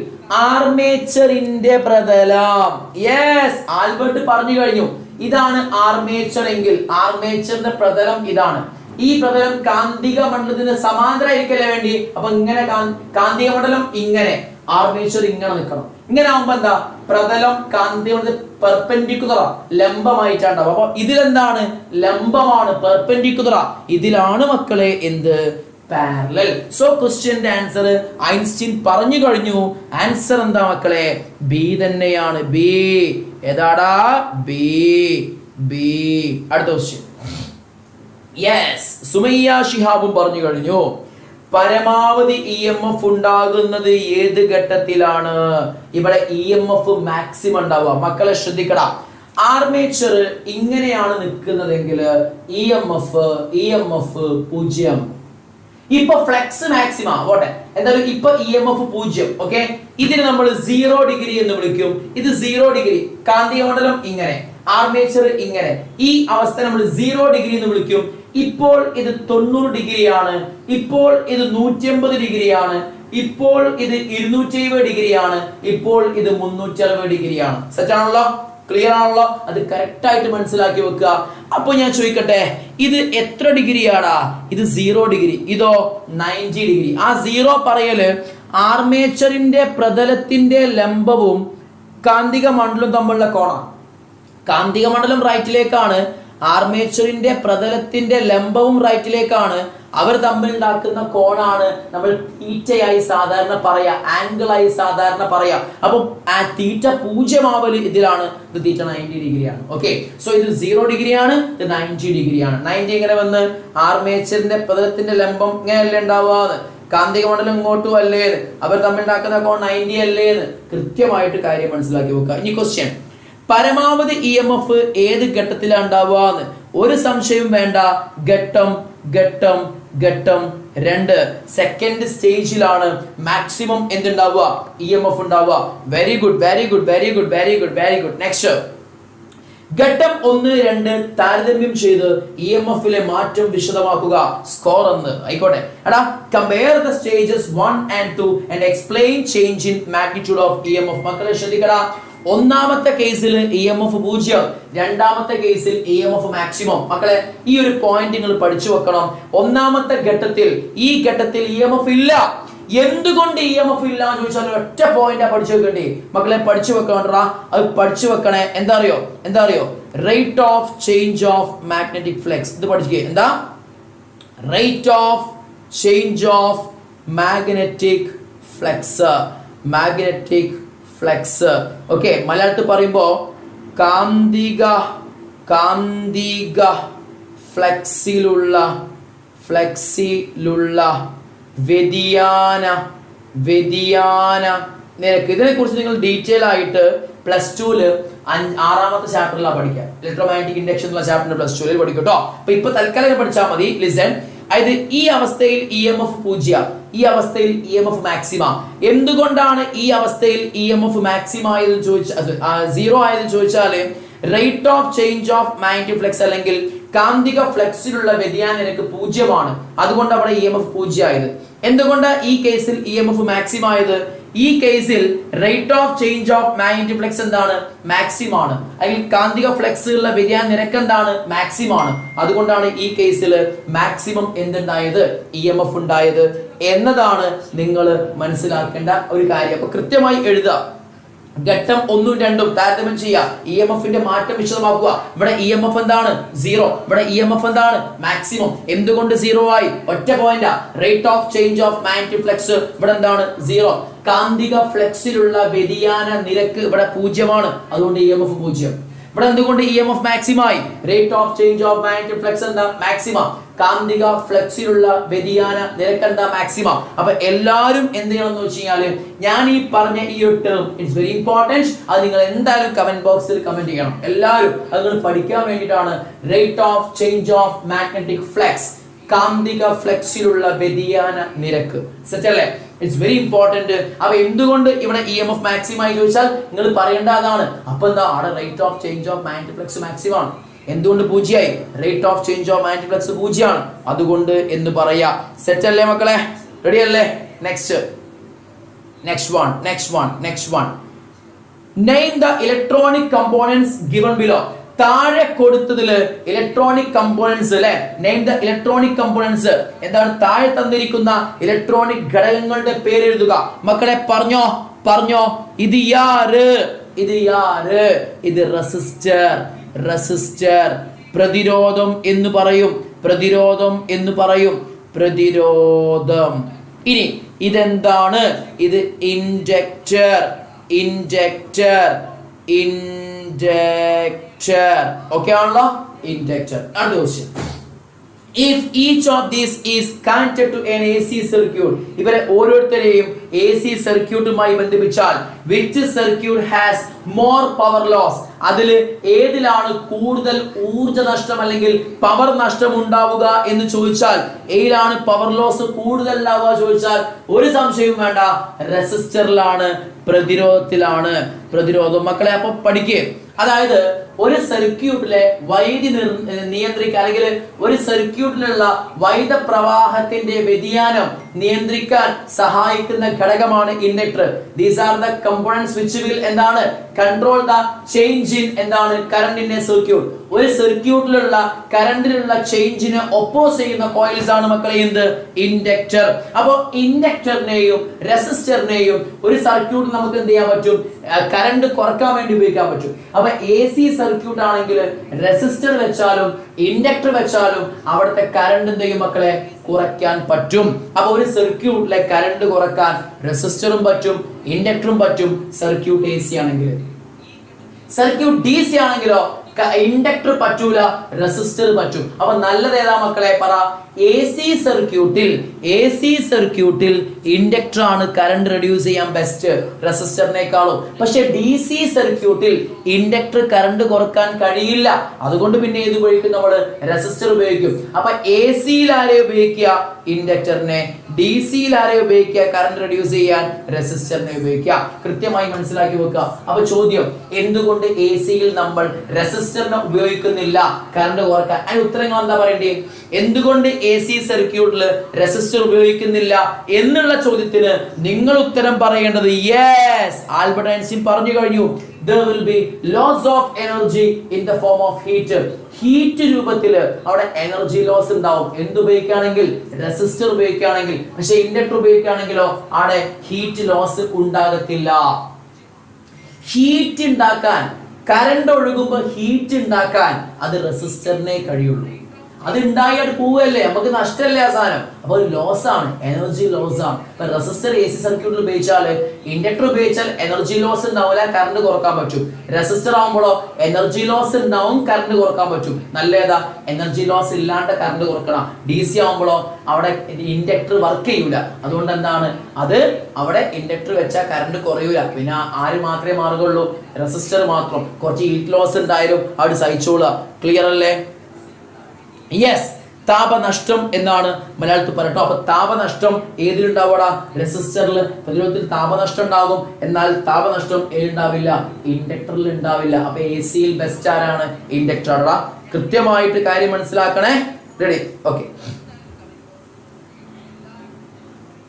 Yes, എല്ലാവരും ആൻസർ പാടുക. അമൻ ഷബാസ്, മുഹമ്മദ് ബാസിൽ ഒക്കെ ആൻസർ ചെയ്യുന്നുണ്ട്. Very good. അടുത്ത question. ഒരു ട്രാൻസ്ഫോമറിന്റെ ചിത്രമാണ് താഴെ കൊടുത്തിരിക്കുന്നത്. ആയിക്കോട്ടെ.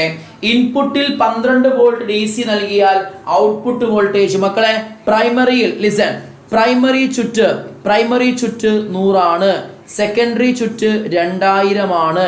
ഓക്കെ. ഇനി പ്രൈമറിയിലെ വോൾട്ടേജ് 12 വോൾട്ട്, സെക്കൻഡറിയിലെ വോൾട്ടേജ് ഔട്ട്പുട്ട് പറഞ്ഞാൽ എന്താ? സെക്കൻഡറി ആണ്.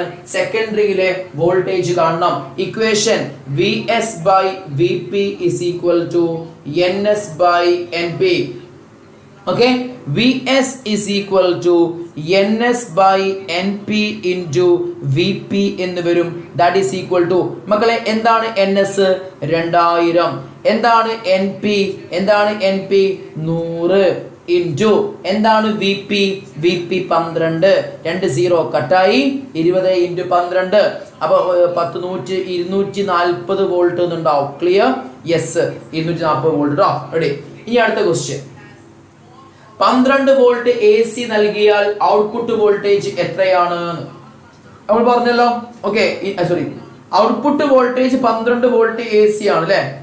അല്ല, 12 വോൾട്ട് AC നൽകിയാൽ if 12 volt AC is given as the input, what should be the output voltage?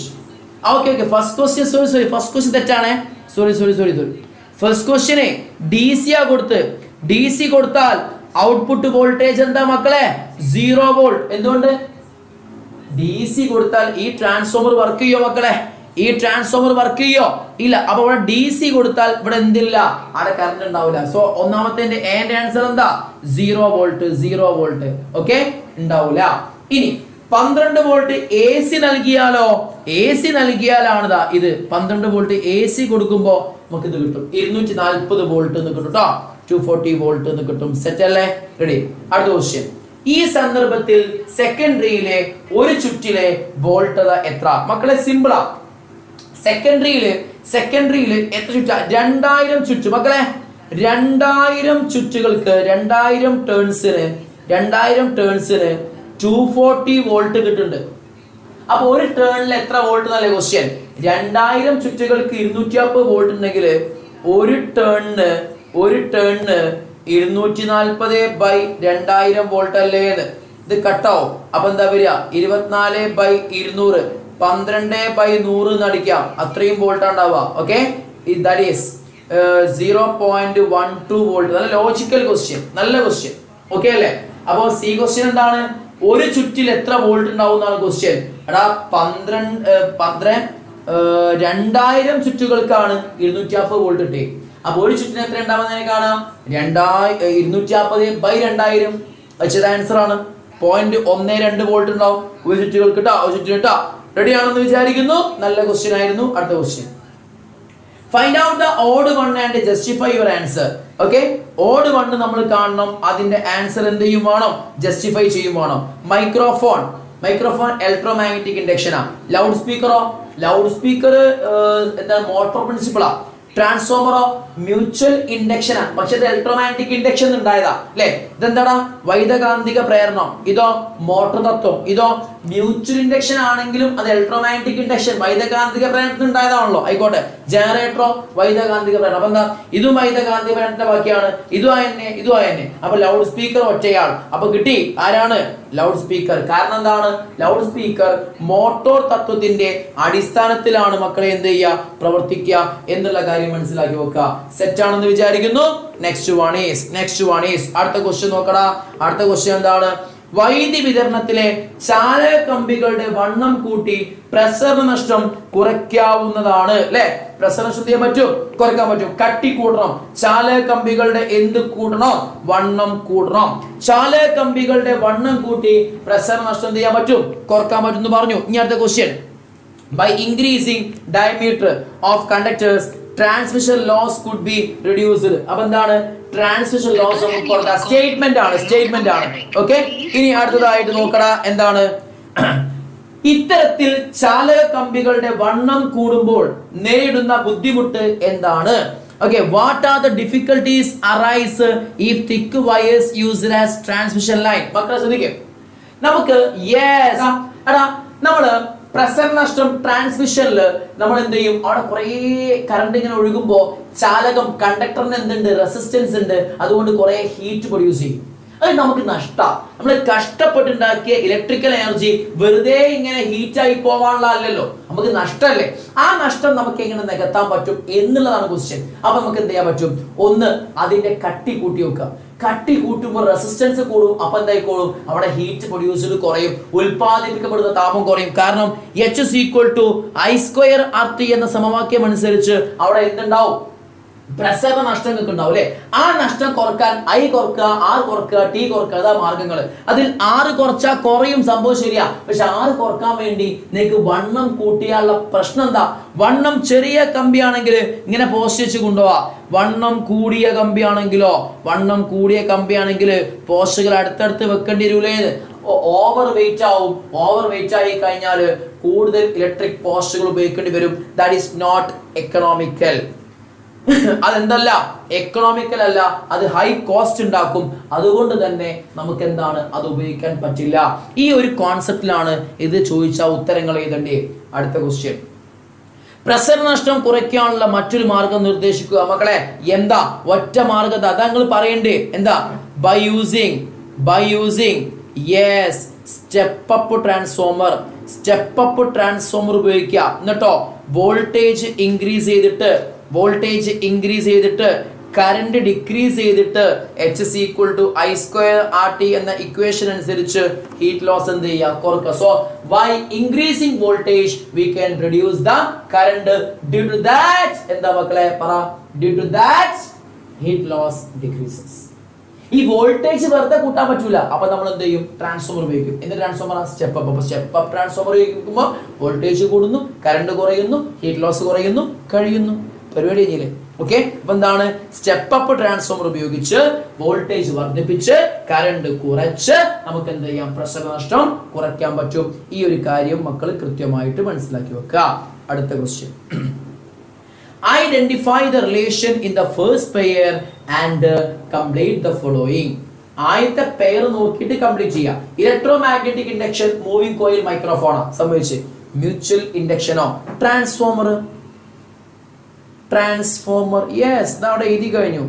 Einstein question വരുമ്പോഴേക്കും പറയാണല്ലോ. അടുത്ത ക്വസ്റ്റ്യൻ. ഒരു ട്രാൻസ്ഫോമറിന്റെ പ്രൈമറിയിലെ ചുറ്റുകളുടെ എണ്ണത്തിന്റെ 2 മടങ്ങ് എണ്ണം ചുറ്റുകൾ സെക്കൻഡറിയിലുണ്ട് എങ്കിൽ ഏത് തരം ട്രാൻസ്ഫോമറാ? സംശയം എന്താ? Step up. ഇതിന്റെ പ്രൈമറിയിൽ 50 വോൾട്ട് പ്രയോഗിച്ചാൽ സെക്കൻഡറിയിൽ ലഭ്യമാകുന്ന വോൾട്ടേജ് എത്രയായിരിക്കും? അത് നിങ്ങൾക്ക് കാണുന്ന ഞാൻ ഹോംവർക്ക് ചെയ്തരാം. സിമ്പിൾ ക്വസ്റ്റ്യൻ ആ, നിങ്ങൾ ചെയ്താൽ മതി കേട്ടോ. അപ്പൊ എന്തൊക്കെ അറിയാം? VP അറിയാം, VS കാണണം. VP അറിയാം, VS കാണണം. എന്തൊക്കെ അറിയാം മക്കളെ?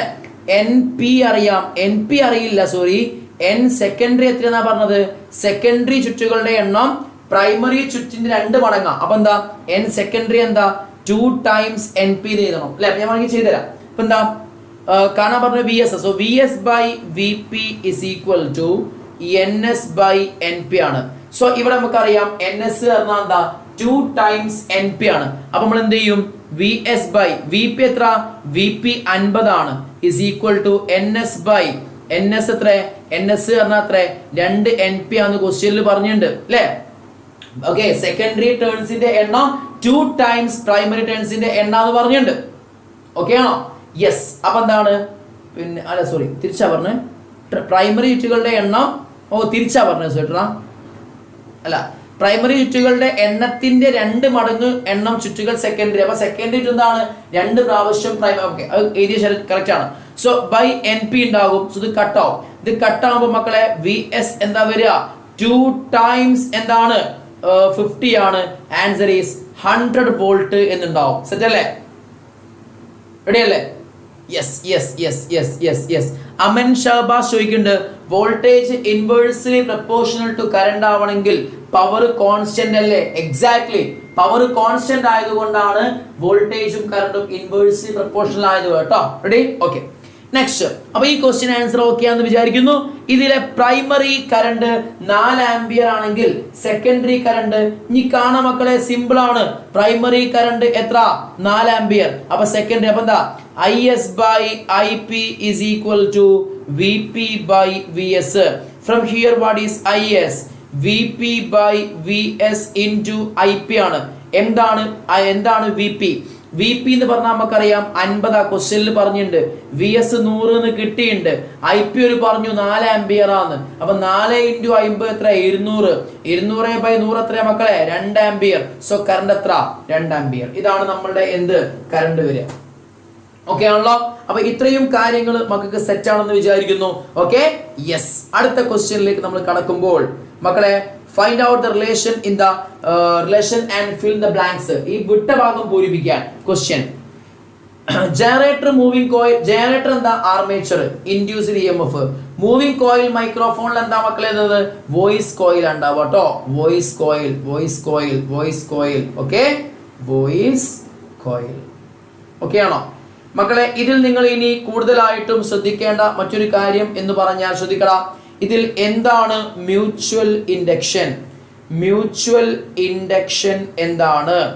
മ്യൂച്വൽ ഇൻഡക്ഷൻ എന്ന് പറഞ്ഞാൽ അടുത്തടുത്തായി സ്ഥിതി ചെയ്യുന്ന 2 കമ്പിച്ചുരുളുകൾ അല്ലെ? ഒന്നിങ്ങനെയും മ്യൂച്വൽ ഇൻഡക്ഷൻ. ഓക്കെ. സോ ഇവിടെ ബൾബാട്ടോ. ഇവിടെ എന്താണ്?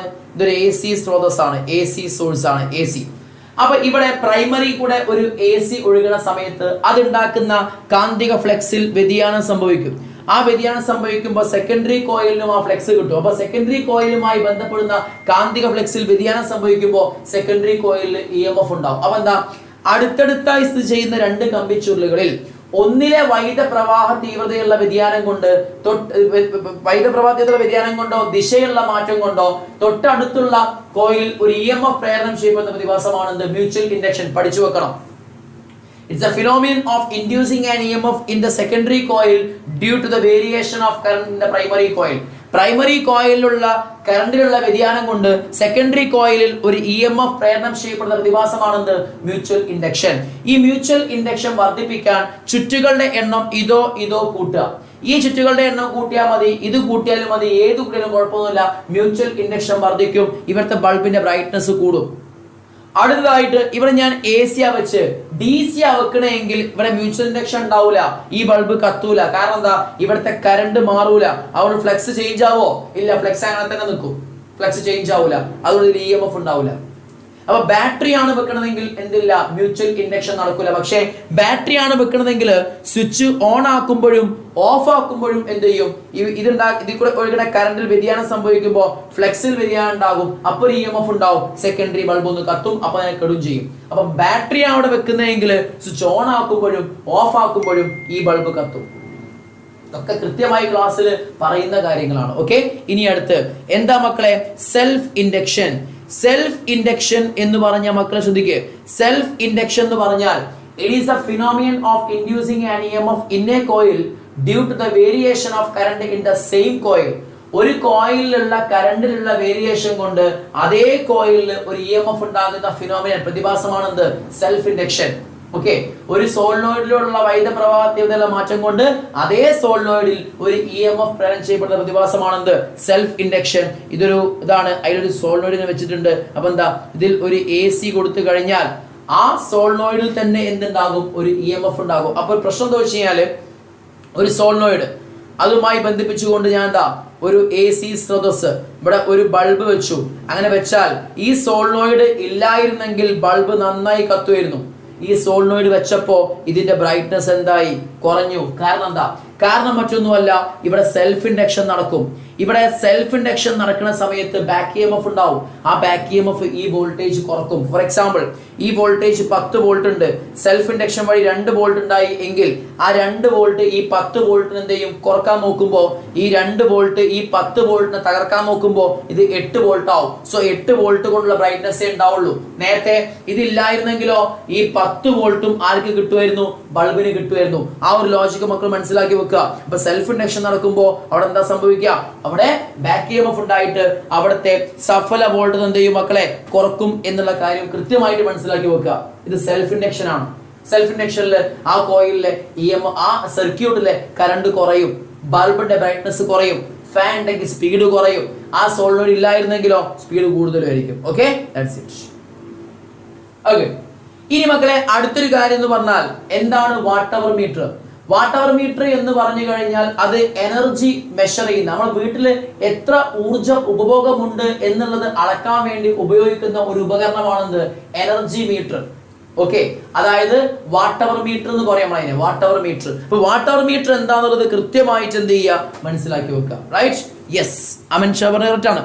The current also induced on secondary coil at the moment of back EMF opposes the effective and current in the circuit. Correct ആണ്. ഓക്കെ, നെക്സ്റ്റ് മക്കളെ, അപ്പോ എനർജി മീറ്ററിന്റെ കാര്യം പഠിച്ചു വെക്കുക. സെറ്റ് അല്ലേ?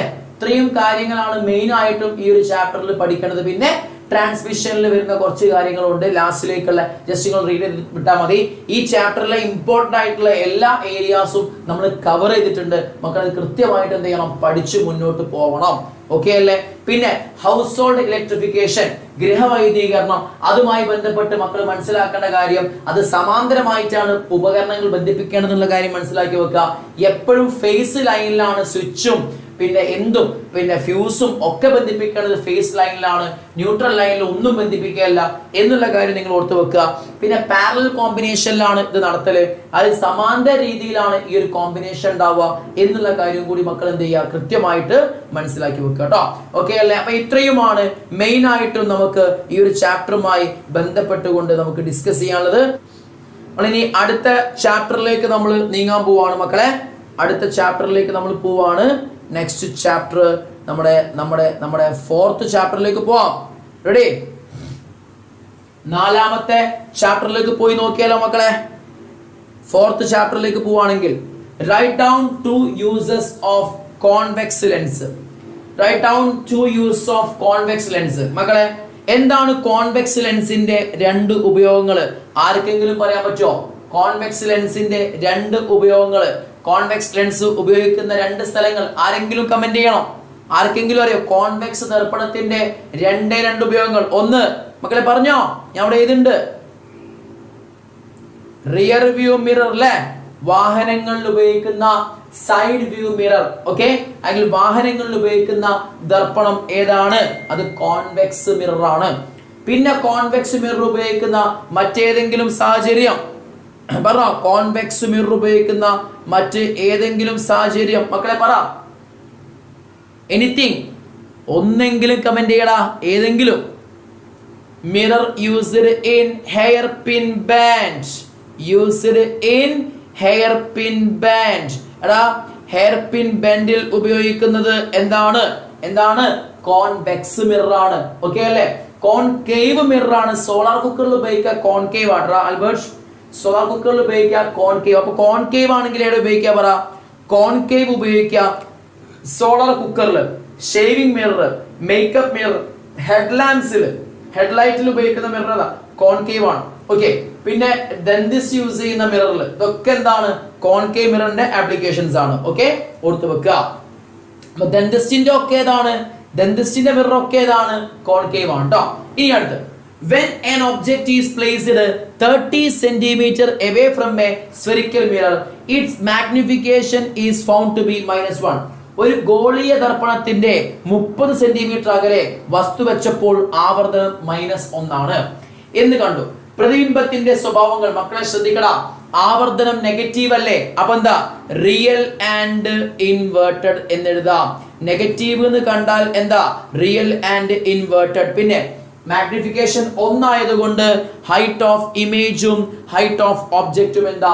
സെയിം ആ. അതിൽ വസ്തുവിന്റെ ഉയരവും പ്രതിബിംബത്തിന്റെ ഉയരവും എന്തായിരിക്കും? തുല്യമായിരിക്കും. അതാണ് ഫസ്റ്റ് ക്വസ്റ്റ്യൻ. ഇനി അടുത്ത്, which mirror is used here? ഇവിടെ ഏത് മിററാ? എടാ, നെഗറ്റീവ് അല്ലേ? മാഗ്നിഫിക്കേഷൻ കിട്ടിയേ. ആവർത്തനം നെഗറ്റീവ് ആവുമ്പോൾ പിന്നെ നോക്കേണ്ട ആവശ്യമില്ല. Real and inverter. Real and inverter കിട്ടുന്ന ഒരേ ഒരു മിററേ ഉള്ളൂ. ഏതാ? കോൺകേവ് ആണ്. കോൺകേവ് ആണ്. ഓക്കെ അല്ലേ? കോൺകേവ് ആണ്. ഓക്കെ, കോൺകേവ് ആണ്, സംശയിക്കണ്ട. കോൺകേവ് ട്ടോ. ബിയും സെറ്റ് അല്ലേ? അടുത്ത question, if the object is placed 10 centimeter away from the mirror, object വസ്തു ആ ദർപ്പണത്തിൽ നിന്ന് 10 സെന്റിമീറ്റർ അകലെ വെച്ചു. -10 എന്നായതുണ്ട് അല്ലേ? യു ഓൾവേസ് നെഗറ്റീവ് ആണ്. What will be occur to the nature of image formed? അവിടെ പ്രൊഡ്യൂസ് ചെയ്യുന്ന ഇമേജിന്റെ നേച്ചറിന് എന്ത് മാറ്റം ഉണ്ടാവാന്ന് മക്കളെ. വസ്തു 30 സെന്റിമീറ്ററിൽ വെച്ചപ്പോ നന്നായി ശ്രദ്ധിക്കേ. വസ്തു 30 സെന്റിമീറ്റർ അകലെ വെച്ചപ്പോ ആവർത്തനം -1. അപ്പൊ നിങ്ങൾ കൃത്യമായിട്ട് മനസ്സിലാക്കണം എന്ത്? സാധനം കോൺകേവ് മിറർ, പോള്, ഇത് ഫോക്കസ്, ഇത് സെന്റർ ഓഫ് കർവേച്ചറാ. ഓക്കെ അല്ലേ? അപ്പൊ അമൻ ഷാബാസ് ഡിമിഷ്ഡ് അല്ലേ വിടാ. 1 വന്നാൽ എന്താണ്? ഹൈറ്റ് ഓഫ് ഇമേജും ഹൈറ്റ് ഓഫ് ഒബ്ജക്റ്റും സെയിം ആയിരിക്കും. 1 വന്നു കഴിഞ്ഞാൽ മാഗ്നിഫിക്കേഷൻ വന്നാട്ടോ, ആവർത്തനം വന്നാട്ടോ. ഇനി നോക്ക്. അപ്പൊ ഇവിടെ അവർ പറഞ്ഞു ആദ്യം 30 സെന്റിമീറ്റർ അകലെ വസ്തു വെച്ചപ്പോ ആവർത്തനം -1. അപ്പൊ -1 കിട്ടില്ല. എപ്പോഴാണ്? ഒരേ വലിപ്പം വേണം, ഒരേ വസ്തുവിന്റെ അതേ വലിപ്പം പ്രതിബിംബാവണം. അത് യഥാർത്ഥം തല കീഴായതാണ്. അപ്പൊ കോൺകേവില് എവിടെ വെക്കുമ്പോൾ നമുക്ക് ആ ഒരു സവിശേഷതയുള്ള പ്രതിബിംബം കിട്ടുക? സീല് വെക്കുമ്പോഴാണ് കിട്ടുക അല്ലേന്ന്. അപ്പൊ ഒരു കാര്യം മനസ്സിലായി, സാധനം സീല. അപ്പൊ വസ്തു 30 സെന്റിമീറ്റർ അകലെ എന്ന് പറഞ്ഞപ്പോ എന്താ? സിയിലേക്കുള്ള അകലെ എന്തായിരിക്കും? 30 സെന്റിമീറ്റർ.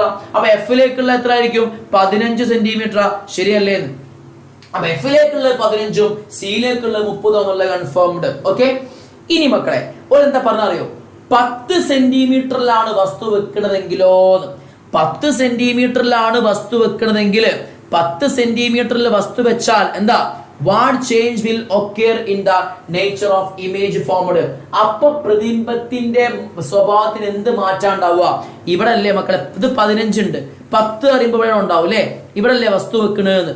വസ്തു ഇനി വെക്കാൻ പോണത് ഇവിടെയാണ്. അപ്പൊ എവിടെ വെച്ചത്, കോൺകേവിന്റെ പോളിന്റെയും ഫോക്കസിന്റെയും ഇൻ ബിറ്റ്വീനില്, പോളിന്റെയും ഫോക്കസിന്റെയും ഇടയിൽ വെച്ചാല് പ്രതിബിംബം എവിടെ ഉണ്ടാവുക, ബിഹൈൻഡ് ദ മിറർ അല്ലേന്ന്. ദർപ്പണത്തിന് പിന്നിൽ വലിയ പ്രതിബിംബമായിരിക്കും. ഓക്കെ, അപ്പൊ എന്താ കിട്ടുക, മിഥ്യ നിവർന്നത് വലുത് ദർപ്പണത്തിന് പുറകിൽ. Okay, behind the mirror virtual erect and enlarged image ആണ് കിട്ടുക. കൃത്യമായിട്ട് വളരെ നല്ല രീതിയിലേക്ക് നിങ്ങൾ ചിന്തിക്കണം ഈ ക്വസ്റ്റ്യൻസ് ചെയ്യുമ്പോൾ. ഓക്കെ ആണോ? വേം പറ. നല്ല ക്വസ്റ്റ്യൻ ആണ്. ഡി എന്താ അറിയോ, ജസ്റ്റിഫൈ യുവർ കൺക്ലൂഷൻസ്. നിങ്ങളെ കൺക്ലൂഷൻസ് നിങ്ങൾ ജസ്റ്റിഫൈ ചെയ്യണം. അപ്പൊ നിങ്ങൾ എന്താ പറയേണ്ടത്, നിങ്ങൾ പറയേണ്ടത് ഫസ്റ്റ് കേസിൽ ഒബ്ജക്റ്റ് 30 സെന്റിമീറ്റർ അകലെയായപ്പോ മാഗ്നിഫിക്കേഷൻ -1 കിട്ടിയപ്പോൾ നിങ്ങൾ പറയണം object is placed at C ആണ്. അതുകൊണ്ട് ഫോക്കൽ ലെങ്ത് 15 സെന്റിമീറ്റർ ആണെന്നുള്ളത് പറയാം. ഫോക്കൽ ലെങ്ത് 15 ആണ്. അതുകൊണ്ട് തന്നെ ഒബ്ജക്റ്റ് 10 സെന്റിമീറ്ററിൽ വെച്ചാൽ അത് എഫിന്റെയും പോളിന്റെയും ഇൻ ബിറ്റ്വീനിലായിരിക്കും എന്ന് പറയാം. അപ്പോൾ അവിടെ പ്രൊഡ്യൂസ് ചെയ്യുന്ന ഇമേജ് എവിടെയായിരിക്കും, ബിഹൈൻഡ് ദ മിറർ ആണ്, വിർച്വൽ ആണ്, ഇറക്റ്റ് ആണ്, എൻലാർജ്ഡ് ആണ്. നന്നായി പ്രിപ്പറേഷൻ നടത്തിയ കുട്ടിക്കാണ് ഈ ഒരു രീതിയിലേക്ക് ഞാൻ എക്സ്പ്ലെയിൻ ചെയ്യുമ്പോൾ അത് കൃത്യമായിട്ട് മനസ്സിലാവുക. നിങ്ങൾ നന്നായി പ്രിപ്പയർ ചെയ്യണം. ക്വസ്റ്റ്യൻസ് ഇങ്ങനത്തെ ക്വസ്റ്റ്യൻസ് ആണ് നിങ്ങൾ ലാസ്റ്റ് റൗണ്ടിൽ ഡിസ്കസ് ചെയ്യേണ്ടത്. ലാസ്റ്റ് റൗണ്ടിൽ പഠിച്ചിട്ട് കാര്യമല്ല. ഓക്കെ അല്ലേ, ക്വസ്റ്റ്യൻസ് ആണ് ചെയ്യേണ്ടത്, maximum number of questions. Albert Einstein okay ആണ്, വെരി ഗുഡ്. ഓക്കെ അല്ലേ, ഇങ്ങനത്തെ ക്വസ്റ്റ്യൻസ് വെറൈറ്റി ക്വസ്റ്റ്യൻസ് ആണ് മക്കള് സോൾവ് ചെയ്യേണ്ടത്. അടുത്ത ക്വസ്റ്റ്യൻ നോക്കണം. എന്താ അടുത്ത question? A motorbike rider sees the image of a car in the rear view mirror diminished 1/6 of its original size. If the real distance between car and bike is 30 centimeter, calculates its radius of curvature. Aman Shabas m-1 so diminished. അല്ലടാ, അല്ല. ശരിക്കും ശ്രദ്ധിക്കേണ്ട കാര്യം, മാഗ്നിഫിക്കേഷന്റെ ചിഹ്നത്തിന് ഒരു meaning, സൈനിന് ഒരു മീനിങ്ങും നമ്പറിന് വേറെ മീനിങ്ങും ആണ്.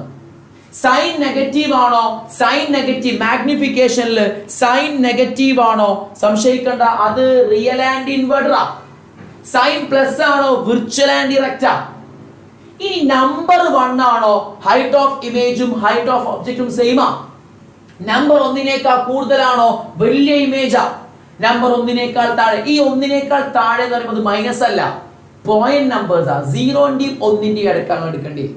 അപ്പൊ നീ വിചാരിക്കരുത് 1 താഴെ എന്ന് പറയുമ്പോ -1 1 താഴെ അല്ലേ എന്ന് വിചാരിക്കരുത്. മൈനസിന് വേറെ മീനിങ് ആണ്. ഓക്കെ അല്ലേ, നമ്പർ ആ നോക്കണ്ടേ. 1 താഴെ it is A point number ആണെങ്കിൽ മാത്രമേ ചെറുതാവുള്ളൂ കേട്ടോ. ഇവിടെ ഓക്കെ. ഇനി അടുത്ത ക്വസ്റ്റ്യൻ നോക്കടാ. A motorbike rider sees the image of a car in the rear view mirror diminished 1/6 of its original size. അപ്പോൾ ഒരു കാറിന്റെ ഇമേജ്, ഒരു കാറിന്റെ പ്രതിബിംബം എന്താ മക്കളെ, 1/6 ഓഫ് എന്താണ്, അതിന്റെ ഒറിജിനൽ സൈസ് ആണ്. അപ്പൊ HI എന്താ, ഹൈറ്റ് ഓഫ് ഇമേജ്, അത് 1/6 ഓഫ് എന്താണ്, HO ആണ്. ഇനി if the real distance between car and bike is 30 centimeter, കാറും ബൈക്കും തമ്മിലുള്ള യഥാർത്ഥ അകലം എത്രയാണ്, 30 സെന്റിമീറ്റർ ആണെങ്കിൽ calculate it's radius of curvature. മക്കളെ വളരെ സിമ്പിളാ. എടാ മാഗ്നിഫിക്കേഷൻ എന്ന് പറഞ്ഞാൽ എന്താ, HI/HO ആണ്. സെറ്റ് അല്ലേ? ഓക്കെ, സോ ഇവിടുന്ന് HI എന്താ, 1/6 HO ആണ്. സോ HI/HO എന്താ വരിക, 1/6 എന്നാ വരിക. അപ്പൊ ഇവിടെ നമുക്ക് എന്ത് ചെയ്താ, HI/HO, അതായത് ഈ ഇൻഡു ചെയ്ത ഈ HO ഇപ്പുറത്ത് കൊണ്ടുപോകുമ്പോ എന്താവും, ഇൻഡു ചെയ്ത HO കൊണ്ടുപോകുമ്പോ എന്താവും, ബൈ ആവും. അപ്പൊ HI/HO എന്താ, 1/6 ആണ് വരിക. സെറ്റ് അല്ലേ? റെഡി. ഇനി മക്കളെ m is -v/u എന്ന ഇക്വേഷൻ ഉണ്ട്. ഈ ഇക്വേഷനിൽ കൊടുക്കുമ്പോ -v/u is equal to m ആണ്. അവിടെ നമുക്ക് v ഫൈൻഡ് ചെയ്യാൻ പറ്റും. മക്കളെ v എങ്ങനെ കാണാ, -v is equal to m എത്ര, 1/6, u എത്ര, -30, -30/6 എന്താ, -5 ആണ്. അപ്പൊ -5 -v, v എന്താ 5 സെന്റിമീറ്റർ എന്ന് കിട്ടും. സെറ്റ് അല്ലേ മക്കളെ? റെഡി അല്ലേ? 5 സെന്റിമീറ്റർ എന്നാണ് കിട്ടുക. നൗ 5 സെന്റിമീറ്റർ ആണ് വി. ഇനി മക്കളെ എന്താ ചോദിക്കണം അറിയോ? വക്രത, ആരം, റേഡിയസ് ഓഫ് കർവേച്ചർ കാണണം. അതിനു മുമ്പ് നമുക്ക് ആദ്യം എഫ് കാണാം. എഫിന്റെ ഇക്വേഷൻ എന്താ? U v by u plus v. U എന്താ മക്കളെ? -30. വി എന്താ? അപ്പോ -2 വന്നാൽ enlarged അല്ലേ? ഓക്കെ, യെസ് ആണ് അമ്മൻ ഷബാസ് ട്ടോ. -2 വന്നാൽ enlarged ഇമേജ് ആണ്, real and inverter. Very good മോനെ, അടിപൊളി. ഓക്കെ, സോ -30 ഇൻറ്റു വി എന്താ? വി +5 ആണ്, +5 ആണ്. ഡിവൈഡഡ് ബൈ ഇനി പറഞ്ഞോ എന്താ? യു എത്ര? -30. വി എത്ര? +5. ആൻസർ എത്ര? -150 ബൈ -30 + 5 -25 എന്ന് വരും. Is equal to minus plus ആവും. 150ൽ എത്ര 25 ഉണ്ട്? 150ൽ 2 4 6 ഉണ്ട്. അപ്പൊ 6 സെന്റിമീറ്റർ ആണ് മക്കളെ എന്ത് വരിക? ഫോക്കൽ ലെങ്ത് വരിക. അപ്പൊ ഫോക്കൽ ലെങ്ത് 6 സെന്റിമീറ്റർ ആയതുകൊണ്ട് റേഡിയസ് ഓഫ് കർവേച്ചർ 2f ആണ്. അതുകൊണ്ട് 2 × 6 ഉണ്ടാകും. സോ ആൻസർ ഈസ് 12 സെന്റിമീറ്റർ ആണ് റേഡിയസ് ഓഫ് കർവേച്ചർ വരിക. കൃത്യമായി മക്കളെ ഞാൻ ഈ ചെയ്യുന്ന രീതിയിലേക്ക് പെട്ടെന്ന് പ്രോബ്ലം സോൾവ് ചെയ്യാനുള്ള സ്കിൽ നിങ്ങൾ ഉണ്ടാക്കണം, നിർബന്ധമാണ്, മസ്റ്റ് ആണ്. ക്വസ്റ്റ്യൻ കാണുമ്പോഴേക്കും ടപ്പേ തന്നെ ആൻസർ തരണം. ക്ലിയർ അല്ലേ? ആ രീതിയിലേക്ക് നിങ്ങൾ സ്കിൽ ഡെവലപ്പ് ചെയ്ത് മതിയാവും മക്കളെ. Very very very very important ആണ്. ഓക്കെ, അടുത്തതിലേക്ക് നീങ്ങിയാലോ? അടുത്ത ക്വസ്റ്റ്യനിലേക്ക് പോയാലോ മക്കളെ? അടുത്ത question നോക്കിക്കോട്ടോ. Image is not visible on rough wooden block, but when the surface is polished, an image can be seen. Why? Rough സർഫസിൽ നോക്കിയാൽ നിങ്ങൾക്ക് ഇമേജ് കാണാൻ പറ്റുമോ? നിങ്ങൾ ചുമരിലേക്ക് നോക്കി ഇമേജ് കാണാൻ പറ്റുമോ? കണ്ണാടിക്ക് നോക്കിയാൽ ഇമേജ് കാണും, ചുമരിലേക്ക് നോക്കിയാൽ ഇമേജ് കാണൂല. കാരണം എന്താ ചോദിച്ചാൽ റഫ് സർഫസിൽ നടക്കുന്ന റിഫ്ലക്ഷൻ എന്താണ്? അത് റെഗുലർ റിഫ്ലക്ഷൻ അല്ല, അത് ഇറഗുലർ റിഫ്ലക്ഷൻ ആണ്. റഫ് സർഫസിൽ ഇറഗുലർ റിഫ്ലക്ഷൻ, ക്രമരഹിത പ്രതിപതനം അല്ലെങ്കിൽ വിസരിത പ്രതിപതനം നടക്കുന്നതിനാൽ അവിടെ പ്രതിബിംബ രൂപീകരണം സാധ്യമല്ല. ഇംഗ്ലീഷ് മീഡിയംകാർ പറയുകയാണെങ്കിൽ എന്താ മക്കളെ? Rough surface, in rough surface there occurs irregular reflection or scattered reflection, so there will not be any formation of image. ഇനി എന്താ റെഗുലർ റിഫ്ലക്ഷൻ, എന്താണ് ഇറഗുലർ റിഫ്ലക്ഷൻ? നോക്കടാ, റെഗുലർ റിഫ്ലക്ഷൻ എന്ന് പറഞ്ഞാൽ ലൈറ്റ് ഇങ്ങനെ വരുന്നു, ലൈറ്റ് ഇങ്ങനെ വന്നിട്ട് ലൈറ്റ് തിരിച്ചു പോകുന്നു, ലൈക്ക് ദിസ്. ഇതാണ് മക്കളെ എന്ത്? Regular reflection. ഇനി എന്താണ് ഇറഗുലർ റിഫ്ലക്ഷൻ? ലൈറ്റ് ദേ ഇങ്ങനെ വന്നിട്ട് തോന്നിയ മാതിരി പോകുന്നു. ഇതാണ് എന്ത്? Irregular reflection. ഓക്കെ, ഇതാണ് ക്രമപ്രതിപതനം, ഇതാണ് വിസരിത പ്രതിപതനം. അപ്പോ റെഗുലർ റിഫ്ലക്ഷനിൽ ഇമേജ് ഫോർമേഷൻ ഉണ്ടാകും, ഇവിടെ ഇമേജ് ഫോം ചെയ്യും, എന്നാൽ ഇവിടെ ഇമേജ് ഫോം ചെയ്യൂല. അപ്പൊ റഫ് സർഫസിൽ ഇറഗുലർ റിഫ്ലക്ഷൻ ആണ്, വിസരിത പ്രതിപതനമാണ്, അവിടെ ഇമേജ് ഉണ്ടാവൂല, ഇവിടെ ഇമേജ് ഉണ്ടാവും. അപ്പൊ റീസൺ എന്താ പറയണ്ടേ? പോളിഷ് ചെയ്യുമ്പോൾ റെഗുലർ റിഫ്ലക്ഷൻ നടക്കും, അപ്പോൾ അവിടെ ഇമേജ് ഫോർമേഷൻ ഉണ്ടാകുന്ന എഴുതിയാൽ ഫുൾ മാർക്കാണ്. കാര്യങ്ങൾ കൃത്യമായിട്ട് മനസ്സിലാക്കും മക്കളെ. അടുത്ത question, find out the relation between the given pair and complete the second pair. ആദ്യത്തെ പെയർ നോക്കുക, രണ്ടാമത്തെ കംപ്ലീറ്റ് ചെയ്യുക. എം എന്താ? -v/u. അപ്പൊ 1/f എന്താ? 1/u + 1/v. സെറ്റ് അല്ലേ? Simple question. അടുത്ത്, curved surface of a rubber ball of diameter 24 cm.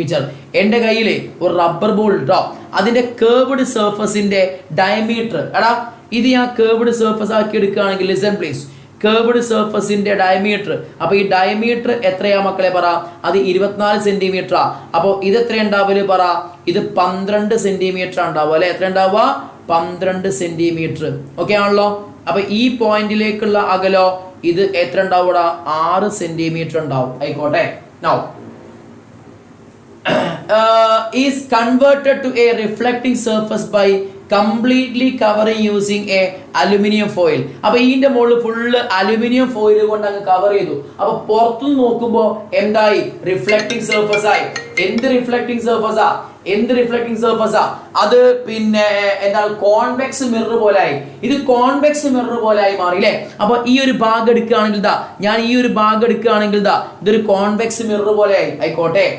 Where will the image be formed if the object is placed at a distance of 24 centimeter away from the center of the ball? അതായത് ഇവിടുന്ന് 24 centimetre മുൻപ് ഒരു വസ്തു വെച്ചാൽ ഇവിടുന്ന് എടാ മക്കളെ ഇത് എത്രയുള്ളത് 12. അപ്പൊ ഇവിടുന്ന് 24 പോവാറിനത്രേ 12 പോയി, ഇത് 12 പോയി, ബാക്കി എത്രയും കൂടി പോണം 12 കൂടി പോണം അല്ലെ. ഇപ്പൊ 12. അപ്പൊ ഇവിടുന്ന് എത്ര സെന്റിമീറ്റർ? 12 സെന്റിമീറ്റർ അകലെയാണ് വസ്തു വെച്ച്. സോ യു എത്ര? -12 സെന്റിമീറ്റർ ആയിക്കോട്ടെ. ഇനി എഫ് എത്ര? എഫ് എന്ന് പറഞ്ഞാൽ മക്കളെ ഇത് റേഡിയസ് ഓഫ് കർവേച്ചറാ, വക്രത ആരാ.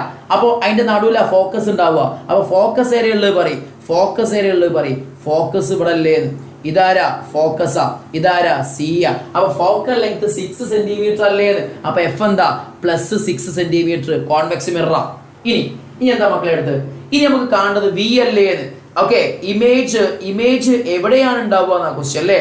Where will be the image? So we want to find v. Equation എന്താ മക്കളെ പറ?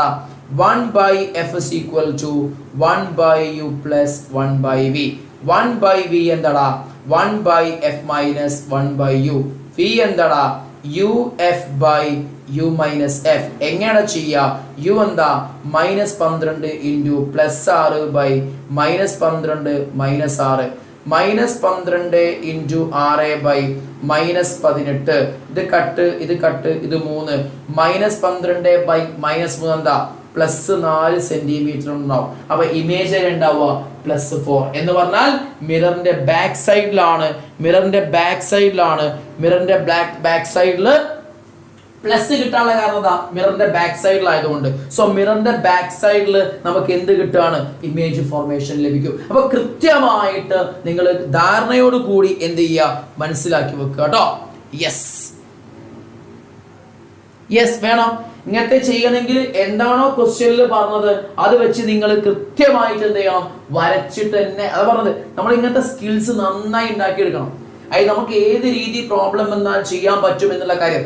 മേ ബി നിങ്ങൾക്ക് സിമ്പിൾ ആയിട്ട് യുവും വിയും തന്ന എഫ് കാണാനോ, യുവും എഫ് തന്ന് വി അങ്ങനത്തെ ഒക്കെ ചോദിക്കാം. പക്ഷെ ഇങ്ങനത്തെ നമ്മൾ എക്സ്പെക്ട് ചെയ്തേ മതിയാവൂ, കാരണം എങ്ങനെയും വരാലോ.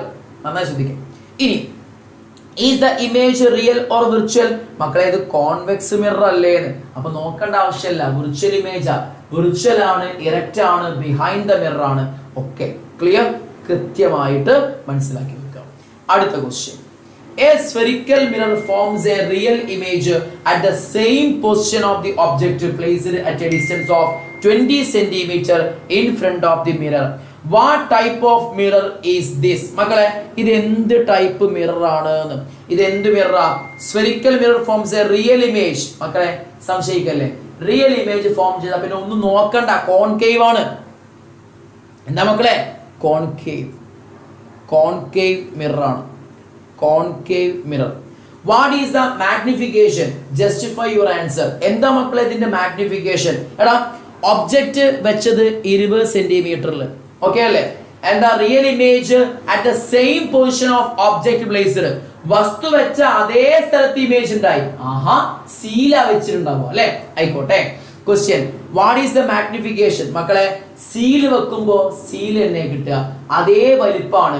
റിയൽ ആണ്, ഇൻവേർട്ടർ ആണ്. സോ മാഗ്നിഫിക്കേഷൻ ആവർത്തനം എഴുതുമ്പോൾ റിയൽ ആൻഡ് ഇൻവേർട്ടർ ആയതുകൊണ്ട് നെഗറ്റീവ് ആണ്, പിന്നെ ഒരേ വലിപ്പായതുകൊണ്ട് 1 ആണ്.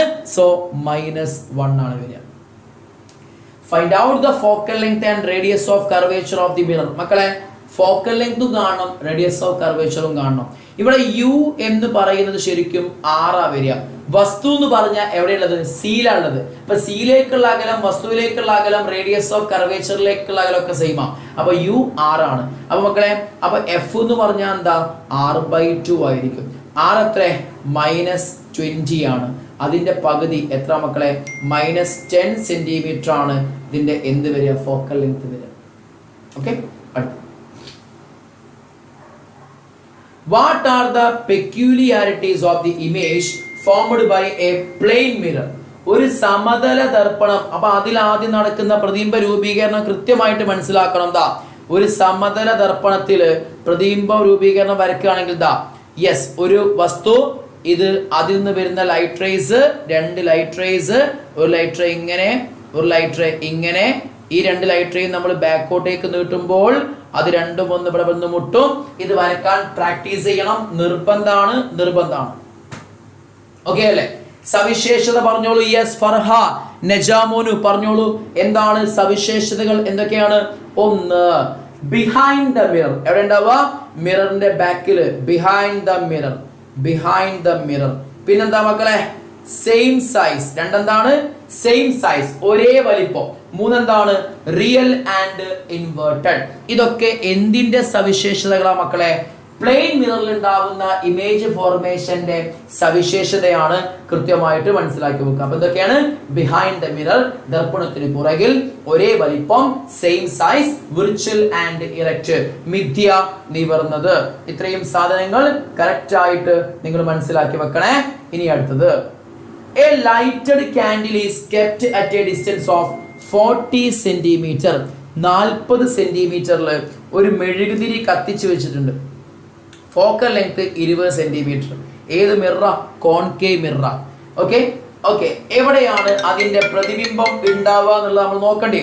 അതിന്റെ പ്രതിബിംബം എവിടെ ഉണ്ടാവുക? എടാ യു എത്രയാണ്? -40. ഓക്കെ അല്ലേ? ഫോക്കൽ ലെങ്ത് എത്രയാണ്? കോൺകേവ് അല്ലേ? ഫോക്കൽ ലെങ്ത് നെഗറ്റീവ് ഉണ്ടാവുക. എത്ര? -25 centimetre. Its image is formed on a screen. ഒരു സ്ക്രീനിൽ അതിന്റെ പ്രതിബിംബം ഉണ്ടാവും. വി എന്താന്നുള്ളത് കാണണം. How far from the mirror the clear image is formed? ഒന്നുമില്ല, വി കാണാം. അപ്പൊ വി ഇസ് ഈക്വൽ ടു മക്കളെ എന്താ? V is equal to u f by u minus f ആണ്. ഓക്കെ. യു എത്ര? -40. എഫ് എന്താ? -25 ബൈ യു എത്ര? -40 -25 is equal to -40 into -25 എത്ര? പ്ലസ് ആ വരിക, 100ഉം 1000 ഉണ്ടാവും. ബൈ -40 -25 എന്താ? -40 പ്ലസ് 25 ആണ്. അപ്പൊ എന്താ വരിക? -15. സോ 1000 ഡിവൈഡഡ് ബൈ -15 എത്ര ഉണ്ടാവൂടാ? 5 കൊണ്ട് കട്ട് ചെയ്യുകയാണെങ്കിൽ ഇത് 3 ഉണ്ടാകും. ഇത് രണ്ടും 200 ഉണ്ടാവും. So -200 by 3 that is equal to മക്കളെ 200 ബൈ 3 പറഞ്ഞാൽ 3 6 18 2 20 എത്ര? 6 3 18 2 പോയിന്റ് 20 വീണ്ടും 6. സോ 66.66 അല്ലെങ്കിൽ 67 സെന്റിമീറ്റർ ആണ് എന്ത്? Image distance. ഓക്കെ അല്ലേ? സോറി, മൈനസ് ഉണ്ടാവേ, നെഗറ്റീവ് ഉണ്ടാവും. ഓക്കെ, ഇതാണ് അതിന്റെ ആൻസർ. ഈ രീതിയിലേക്ക് കൃത്യമായി എഴുതാം. വി നെഗറ്റീവ് അല്ലേ? വി നെഗറ്റീവ് ആയതുകൊണ്ട് പ്രതിയത്തിൽ ചിത്രം വരച്ച് അളവുകൾ ചിത്രത്തിൽ രേഖപ്പെടുത്തുക. അപ്പൊ നിങ്ങൾ എന്ത് ചെയ്യണം? കറക്റ്റ് ആയിട്ട് വരച്ച് കോൺകേവ് ദർപ്പണം വരച്ച്, മിറർ വരച്ച്, പോള് കാണിച്ച്, ഫോക്കസ് കാണിച്ച്, സി കാണിച്ച്, ഇത് എത്ര കാണിക്കണം? എഫ് എത്രയാണ്? 40 കാണിക്കണം. ഒബ്ജക്റ്റിലേക്കുള്ള ഫോക്കസ് 40 അല്ല, സോറി, എഫ് എത്ര? എഫ് 25 സെന്റിമീറ്റർ കാണിക്കണം. വസ്തു ഇവിടെ കാണിക്കണം. ഈ നീളം എത്ര കാണിക്കണം? 40 സെന്റിമീറ്റർ കാണിക്കണം. എന്നിട്ട് ഇമേജ് ഫോർമേഷൻ ഒക്കെ വരച്ചിട്ട് ഇമേജ് എവിടെ കാണിക്കണം? ഇവിടെ കാണിക്കണം. ഇമേജ് ഡിസ്റ്റൻസ് 66.67 സെന്റിമീറ്ററും കാണിക്കണം. ഇത്രയും കാര്യങ്ങൾ കൃത്യമായിട്ട് മനസ്സിലാക്കി വെക്കുക. ഓക്കെ, ഇനി അടുത്ത ക്വസ്റ്റ്യൻ. ചിത്രം നിരീക്ഷിച്ച് ന്യൂ കാർട്ടീഷ്യൻ ചിഹ്നരീതി അനുസരിച്ച് താഴെ പറയുന്നവ പൂർത്തിയാക്കുക. ഓക്കെ അല്ലേ? എന്താണ് നോക്കാം. Height of image. ഇവിടെ പ്രതിബിംബത്തിന്റെ ഉയരം ഇതല്ലേ പ്രതിബിംബം. അപ്പൊ ഉയരം -2 സെന്റിമീറ്റർ എന്ന് എഴുതണേ. -2. ഇനി അടുത്ത് height of object +5 centimetre. Distance from the pole to object. പോളിൽ നിന്ന് ഒബ്ജക്റ്റിലേക്കുള്ള അകലം. പോളിൽ നിന്ന് ഒബ്ജക്റ്റിലേക്കുള്ള അകലം മക്കളെ യു എത്രയാണ്? -200. 100 അല്ലെ? -100. Distance from pole to image. പോളിൽ നിന്ന് പ്രതിബിംബത്തിലേക്കുള്ള അകലം ഇതല്ലേ? എന്താ? V is equal to -30. Okay ആണല്ലോ? എല്ലാം നമ്മൾ കാണിച്ചിട്ടുണ്ട്, കൃത്യമായിട്ട് കാണിച്ചിട്ടുണ്ട്. റെഡി അല്ലേ മക്കളെ? സെറ്റ് അല്ലേ? Yes. Radha used 3 mirrors to look her face. She found the size of image different in 3 occasions. Identify the mirrors by understanding difference in the size of image formed. എടാ, ഈ image കിട്ടിയതിൽ നിന്ന് ഏത് മിററാന്നുള്ളത് നിങ്ങൾ മനസ്സിലാക്കണം. നോക്ക്, Radha used 3 mirrors to look her face. She found the size of image different in 3 occasions. Identify the mirrors by understanding difference. Okay. അപ്പോൾ നോക്കാം, ഒന്നുമില്ല, കിട്ടിയ പ്രതിബിംബത്തിന്റെ സവിശേഷത വെച്ചിട്ട് ഏത് ദർപ്പണാന്നുള്ളത് പറയാം. Image of face is big. Okay, ഇങ്ങനെ മിററിൽ നോക്കിയപ്പോൾ വലിയ ഇമേജ് കിട്ടി. വലിയ ഇമേജ് കിട്ടണമെങ്കിൽ അത് കോൺകേവ് ആയിരിക്കും. കോൺവെക്സിൽ വലുത് കിട്ടൂല. ഓക്കെ, അടുത്ത് image of face is small. Face അല്ല വൃത്തിയായിട്ടൊക്കെ കാണുന്നുണ്ട്, ഇമേജ് ചെറുതാ. അപ്പോ ഒരു കാര്യം ഉറപ്പാണ്, അത് കോൺവെക്സ് ആണ്.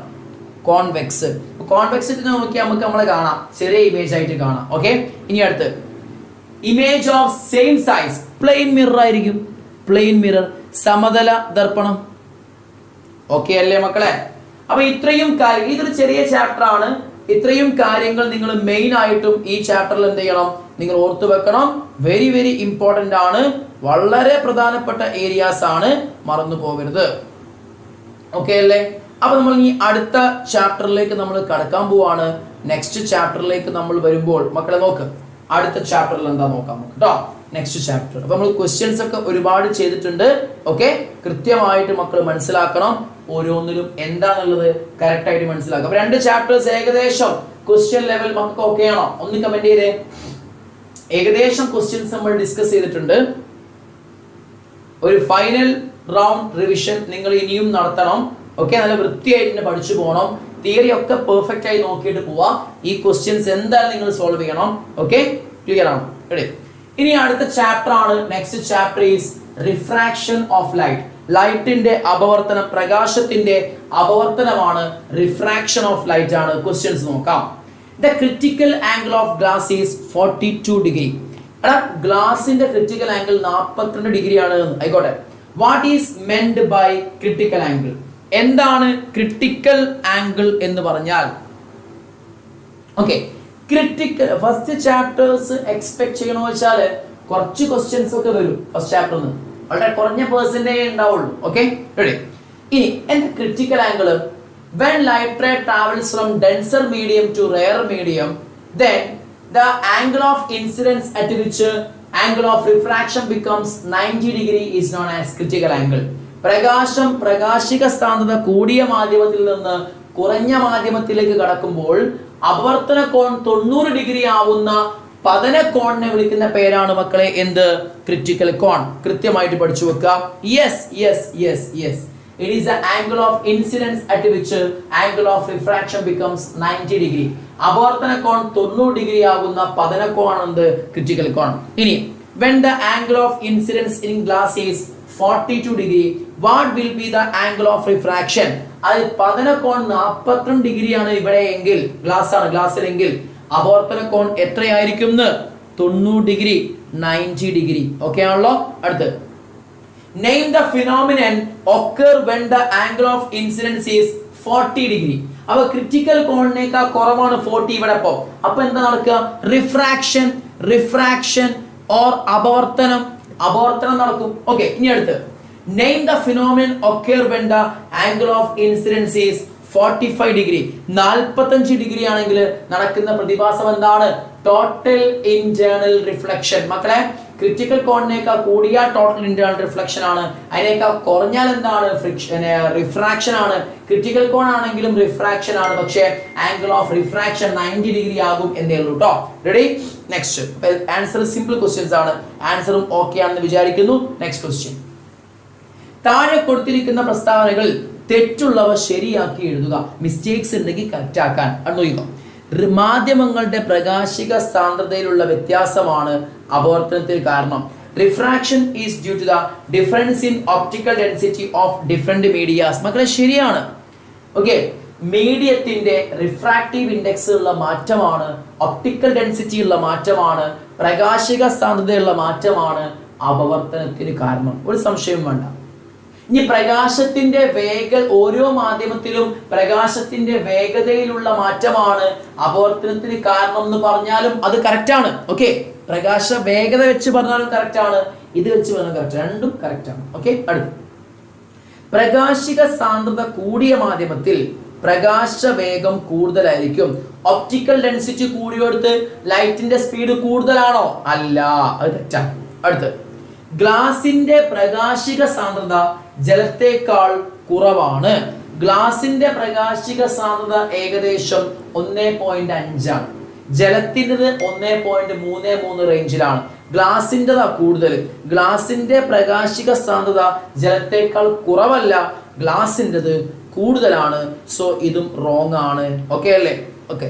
ശൂന്യതയിലൂടെയുള്ള പ്രകാശ വേഗത 3 × 10⁸ ആണ്. 3 × 10⁸ ആണ്. കറക്റ്റ് ആണ്.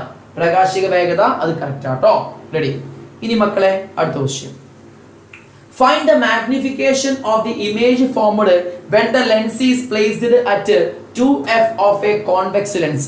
ഒരു കോൺവെക്സ് ലെൻസിന്റെ ഇത് f ആണ്, ഇത് f ആണ്, ഇത് 2f ആണ്, ഇത് 2f ആണ്. ഒരു കോൺവെക്സ് ലെൻസിന്റെ 2f ഒരു വസ്തു വെച്ചപ്പോഴുള്ള മാഗ്നിഫിക്കേഷൻ എന്താണെന്നാണ് ക്വസ്റ്റ്യൻ.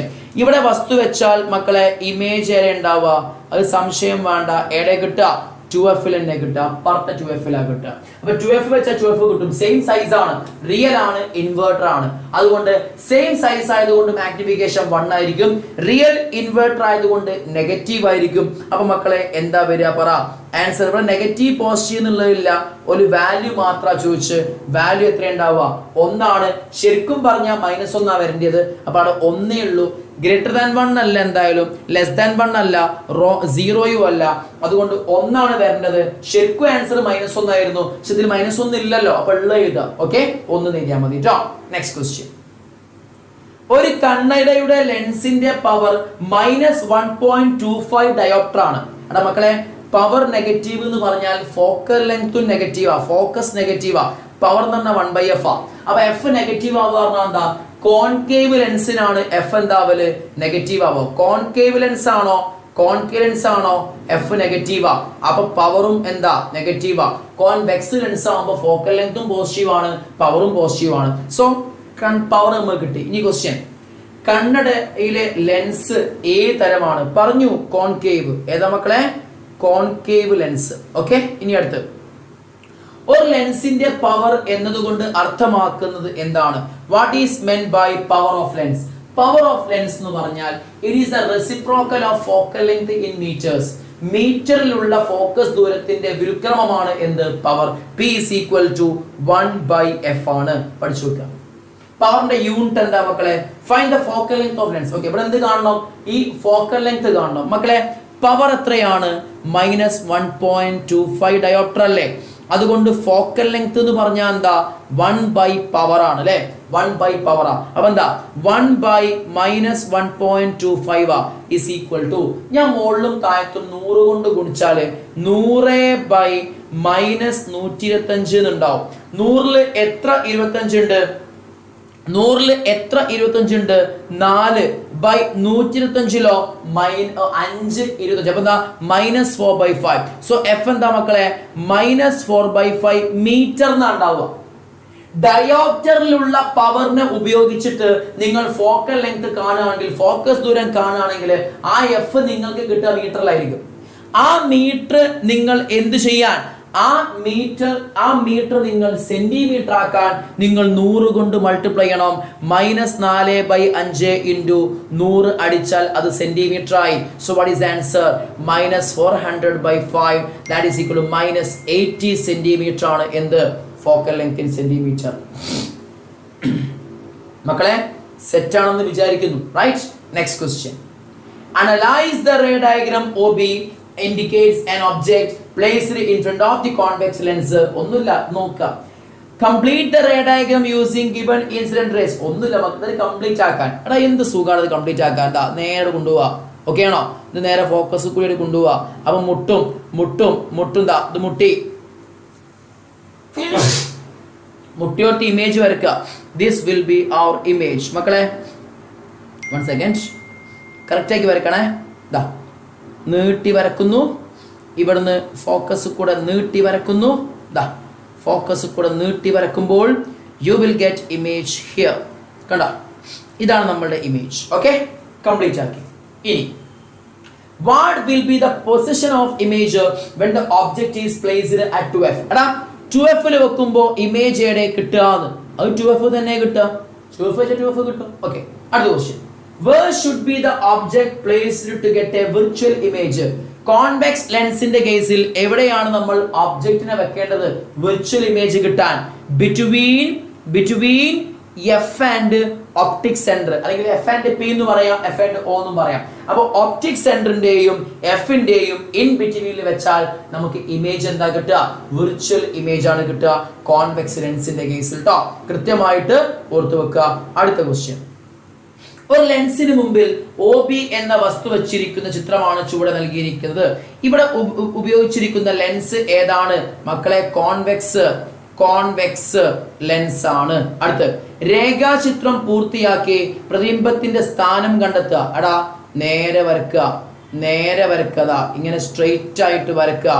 അത് ഫോക്കസ് കൂടെ കടത്തിവിടുക. എന്ത് ചെയ്യടാ? കടത്തിവിടുക. ഓക്കെ ആണല്ലോ. അടുത്ത രേഖ ഒപ്റ്റിക് സെന്റർ കൂടെ വിടുക. വിടുമ്പോൾ മക്കളേതാ ഇവിടെ വന്ന് മുട്ടും. അവിടെ നിങ്ങൾ എന്ത് ചെയ്യുക? ഇമേജിനെ കാണിക്കുക. Like this. ഓക്കെ, ഇമേജ് കിട്ടി.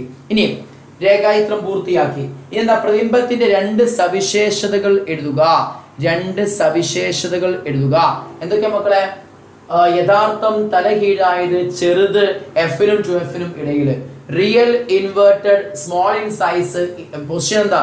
In between F and 2F. മക്കളെ ഓക്കെ ആണോ? ഇത്രയും കാര്യങ്ങൾ സെറ്റ് ആണല്ലോ, റെഡി ആണല്ലോ. ഇനി complete diagram and label the principal focus of concave lens. മക്കളെ ഇത് കംപ്ലീറ്റ് ആക്കണം. ഇത് കംപ്ലീറ്റ് ആക്കാൻ നിങ്ങൾ ചെയ്യേണ്ടതാ, ഇങ്ങനെ ഡോട്ടഡ് ലൈൻസ് വരക്കുക, മുകളിലേക്ക് കൊണ്ടുപോവുക. ഡോട്ടഡ് ലൈൻസ് വരക്കുക, സ്ട്രെയിറ്റ് ലൈൻ വരക്കുക. ഡോട്ടഡ് ലൈൻസ് വരക്കുക, അവിടുന്ന് സ്ട്രെയിറ്റ് ആക്കി വരക്കുക. ഡോട്ടഡ് ലൈൻസ് വരക്കുക, അവിടുന്ന് സ്ട്രെയിറ്റ് ആയി കൊണ്ടുപോവുക. ഓക്കെ, ഡോട്ടഡ് ലൈൻസ് വരക്കുക, സ്ട്രെയിറ്റ് കൊണ്ടുപോവുക. ഡോട്ടഡ് ലൈൻസ് വരക്കുക, സ്ട്രെയിറ്റ് കൊണ്ടുപോവുക. ഓക്കെ അല്ലേ? ഇതാണ് നമ്മുടെ principal focus. Okay, ready? Simple question. ഇനി അടുത്ത് 15 സെന്റിമീറ്റർ ഫോക്കസ് ദൂരമുള്ള ഒരു കോൺവെക്സ് ലെൻസ് ഉപയോഗിച്ച് ഒരു വസ്തുവിന്റെ 2 മടങ്ങ് വലിപ്പമുള്ള പ്രതിബിംബം സ്ക്രീനിൽ പതിപ്പിക്കുന്നു. വസ്തുവിന്റെ 2 മടങ്ങ് വലിപ്പണ്ടേ. അപ്പോ പ്രതിബിംബം എത്ര? വസ്തുവിന്റെ 2 മടങ്ങ്, 2HO. ഈ ലെൻസിൽ നിന്ന് വസ്തുവിലേക്കുള്ള ദൂരം എത്രയാണ്? അതിന് വേറെ സംഭവം ഉണ്ട്. ഫോക്കസ് ദൂരം തന്നിട്ടുണ്ട്. എത്രയാണ്? 15 സെന്റിമീറ്റർ ആണ്. കോൺവെക്സ് ആയതുകൊണ്ട് ഫോക്കസ് ദൂരം എന്താ? പോസിറ്റീവാ. ഇനി എന്താ? ഓക്കെ, സ്ക്രീനിൽ കിട്ടിയ പ്രതിബിംബം ആയതുകൊണ്ട് റിയൽ ഇമേജ് ആട്ടോ. എന്ത് ഇമേജ് ആണ് സ്ക്രീനിൽ കിട്ടിയെന്ന് പറഞ്ഞില്ലേ? റിയൽ ഇമേജ്, യഥാർത്ഥ പ്രതിബിംബമാണ്. ആയിക്കോട്ടെ. ഇനി എന്താ അവർക്ക് വേണ്ടി? ലെൻസിൽ നിന്ന് വസ്തുവിലേക്കുള്ള ദൂരം എത്രയാണ്? സോ നിങ്ങൾ എന്ത് കാണണം? യു കാണണം. ഓക്കെ ആണോ? എന്താ കാണേണ്ടത്? യു കാണണം. ഓക്കെ, അപ്പൊ 15 ആണ് മക്കളെ എന്ത്? ഫോക്കസ് ദൂരം. ഓക്കെ, പിന്നെന്താണ്? വസ്തുവിന്റെ 2 മടങ്ങ് വലിപ്പമുള്ള പ്രതിബിംബം കിട്ടിയെന്ന് ക്വസ്റ്റ്യനിൽ പറഞ്ഞിട്ടുണ്ട്. ലെൻസിൽ നിന്ന് വസ്തുവിലേക്കുള്ള ദൂരം എത്രയാണ്? That's the question. ഇനി മക്കളെ നോക്കണം. ഇവിടെ ആവർത്തനം എന്ന് പറഞ്ഞ നല്ല അടിപൊളി ക്വസ്റ്റ്യൻ ആണ്. ആവർത്തനം എന്ന് പറഞ്ഞാൽ എന്താ? HI/HO ആണ്. ഇവിടുന്ന് HI/HO എന്ന് പറഞ്ഞാൽ എന്താ കിട്ടുക? 2 എന്നാ കിട്ടുക. 2. ഓക്കെ, അപ്പൊ ആവർത്തനം എന്ന് പറഞ്ഞാൽ V/U ആണ്. ലെൻസിൽ മൈനസ് ഉണ്ടാവില്ല. ഓക്കെ, ഇത് V/Uക്ക് നെഗറ്റീവ് ഇല്ല. അപ്പൊ ഇവിടുന്ന് മക്കളെ M2 ആയതുകൊണ്ട് എന്താ വരിക? ഒരു സെക്കൻഡ്, M2 അല്ല, സോറി, M2 അല്ല, M-2. കാരണം എന്താ? കാരണം യഥാർത്ഥ പ്രതിബിംബ. അപ്പൊ ഇമേജ് തല കുത്തനെ ഉണ്ടാവുക, ഒബ്ജക്റ്റ് മുകളിലേക്കും ആണ്. അപ്പൊ HI എന്താ വരിക? 2HO അല്ല, -2HO വരിക. ഓക്കെ, അതുകൊണ്ട് -2 ആണ് എന്തുണ്ടാവുക? കാരണം എന്താ? ഒബ്ജക്റ്റ് ഇങ്ങനെ വെക്കുക, പ്രതിബിംബം ഇങ്ങനെയല്ലേ ഉണ്ടാവുക. അപ്പൊ HI എന്ന് പറഞ്ഞാൽ എന്താണ്? പ്ലസ് അല്ലല്ലോ, HI സൈൻ നെഗറ്റീവ് ഉണ്ട്. അപ്പൊ എന്താ? HO എന്താ? പോസിറ്റീവാ. അപ്പോ 2HO എന്ന് പറഞ്ഞാൽ HI നെഗറ്റീവ് ആയി പോകും, സോറി പോസിറ്റീവ് ആയി പോകും. അപ്പൊ HI നെഗറ്റീവ് ആകണമെങ്കിൽ എന്ത് വേണം? -2HO തന്നെ എഴുതണം കേട്ടോ. അപ്പൊ ഓർത്ത് വെക്കുക. ഓക്കെ, ഇനി അടുത്ത് നല്ല സ്റ്റാൻഡേർഡ് ക്വസ്റ്റ്യൻ. അപ്പൊ M എന്താ? V/U. അതെന്താ? -2. സോ V എന്ന് പറഞ്ഞാൽ എന്താ? -2U ആണ്. ഓക്കെ, ഒരു കാണേണ്ടത് എന്താ? ഒബ്ജക്റ്റ് ഡിസ്റ്റൻസ് ആ കാണാൻ പറഞ്ഞു. പിന്നെ ഇമേജ് ഡിസ്റ്റൻസും യുവും കാണണം, വിയും കാണണം. ആയിക്കോട്ടെ, കാണാം. നൗ ഞാൻ ഉപയോഗിക്കാൻ പോവാണ് 1/F is equal to 1/V minus 1/U. 1/F എന്ന് പറഞ്ഞാൽ 15 is equal to 1/V. V എന്ന് പറഞ്ഞാൽ 1/-2U അല്ലേന്ന്. ഓക്കെ ആണോ? 1/V എന്താ കിട്ടിയത്? -2U എന്നാ കിട്ടിയത്. അപ്പൊ നല്ലോണം ശ്രദ്ധിക്കാം. ഓക്കെ, അതായത് നമ്മൾ യുക്ക് സൈൻ കൊടുക്കുന്നില്ല, യുന്റെ സൈൻ നമുക്ക് ആൻസറിൽ കിട്ടും. അപ്പൊ ഞാൻ ചെയ്യാൻ പോകുന്ന ഒരു കാര്യം, വി എന്ന് പറഞ്ഞാൽ എന്താ മക്കളെ? വി എന്ന് പറഞ്ഞാൽ -2u ആണ്. ശരിക്കും വി ഇവിടെ പോസിറ്റീവ് ആണ് വരേണ്ടത്, ലെൻസ് അല്ലേ? ലെൻസ് ആവുമ്പോ റിയൽ ഇമേജ് ആവുമ്പോ റൈറ്റ് സൈഡിലാണ് കിട്ടുക. അപ്പൊ വി എന്താ ശരിക്കും വരേണ്ടത്? പോസിറ്റീവാ. വിന്റെ സൈൻ പോസിറ്റീവ് ആകണമെങ്കിൽ ആ യുക്ക് നിങ്ങൾ നെഗറ്റീവ് എന്ന് കൊടുക്കണം. ഞാൻ യുക്ക് നെഗറ്റീവ് എന്ന് കൊടുക്കണില്ല. ഓക്കെ, -1 യുക്ക് ഞാൻ നെഗറ്റീവ് എന്ന് കൊടുക്കണില്ല. ഓക്കെ, അങ്ങനെ കൊടുത്തു. ഇനി ഞാൻ 1/15 is equal to 1/1 എന്താ മക്കളെ? -2. ഇതൊന്ന് സോൾവ് ചെയ്യുമ്പോ ലിസൺ, ഇതൊന്ന് സോൾവ് ചെയ്യുമ്പോ u into 1 എന്താ? u -2u into 1 എന്താ? -2u divided by -2u square എന്ന് വരും. That is equal to 1/15 is equal to u plus 2u എന്താ? 3u by -2u square എന്നുണ്ടാകും. ഒരു u കട്ടാവും. അപ്പൊ എന്താ മക്കളെ ഉണ്ടാവുക? അപ്പൊ u ഇങ്ങോട്ടേക്ക് u is equal to എന്താ മക്കളെ? 3 into 15 by -2 എന്നുണ്ടാവും. That is equal to 40 3 15 45 45 by -2 is equal to v by m ചെയ്താ പോരെയെന്നോ? പക്ഷെ u നമുക്ക് കിട്ടിയില്ലടാ, u നമുക്ക് കിട്ടിയിട്ടില്ല, യുന്റെ വാല്യൂ നമുക്ക് അറിയില്ല. അതുകൊണ്ട് നമുക്ക് v by m ചെയ്യാൻ കഴിയില്ല. ഓക്കെ, നെക്സ്റ്റ് ഇതെന്താ? -45ന്റെ പകുതി 22.5 -22 സെന്റിമീറ്റർ ആണ് എന്ത് വരിക? യു വരിക. അപ്പൊ നോക്കണം, ശ്രദ്ധിക്കും. എഫ് എത്ര? 15. അപ്പോ 2f 30. അപ്പൊ എവിടെയാണ് ഈ സാധനം ഉള്ളത്? ഈ സാധനം ഉള്ളത് എഫിന്റെയും 2f-ന്റെയും അടുക്ക. യു എന്താ കിട്ടിയ? -22.5 ആ കിട്ടി. അപ്പൊ സെറ്റാ.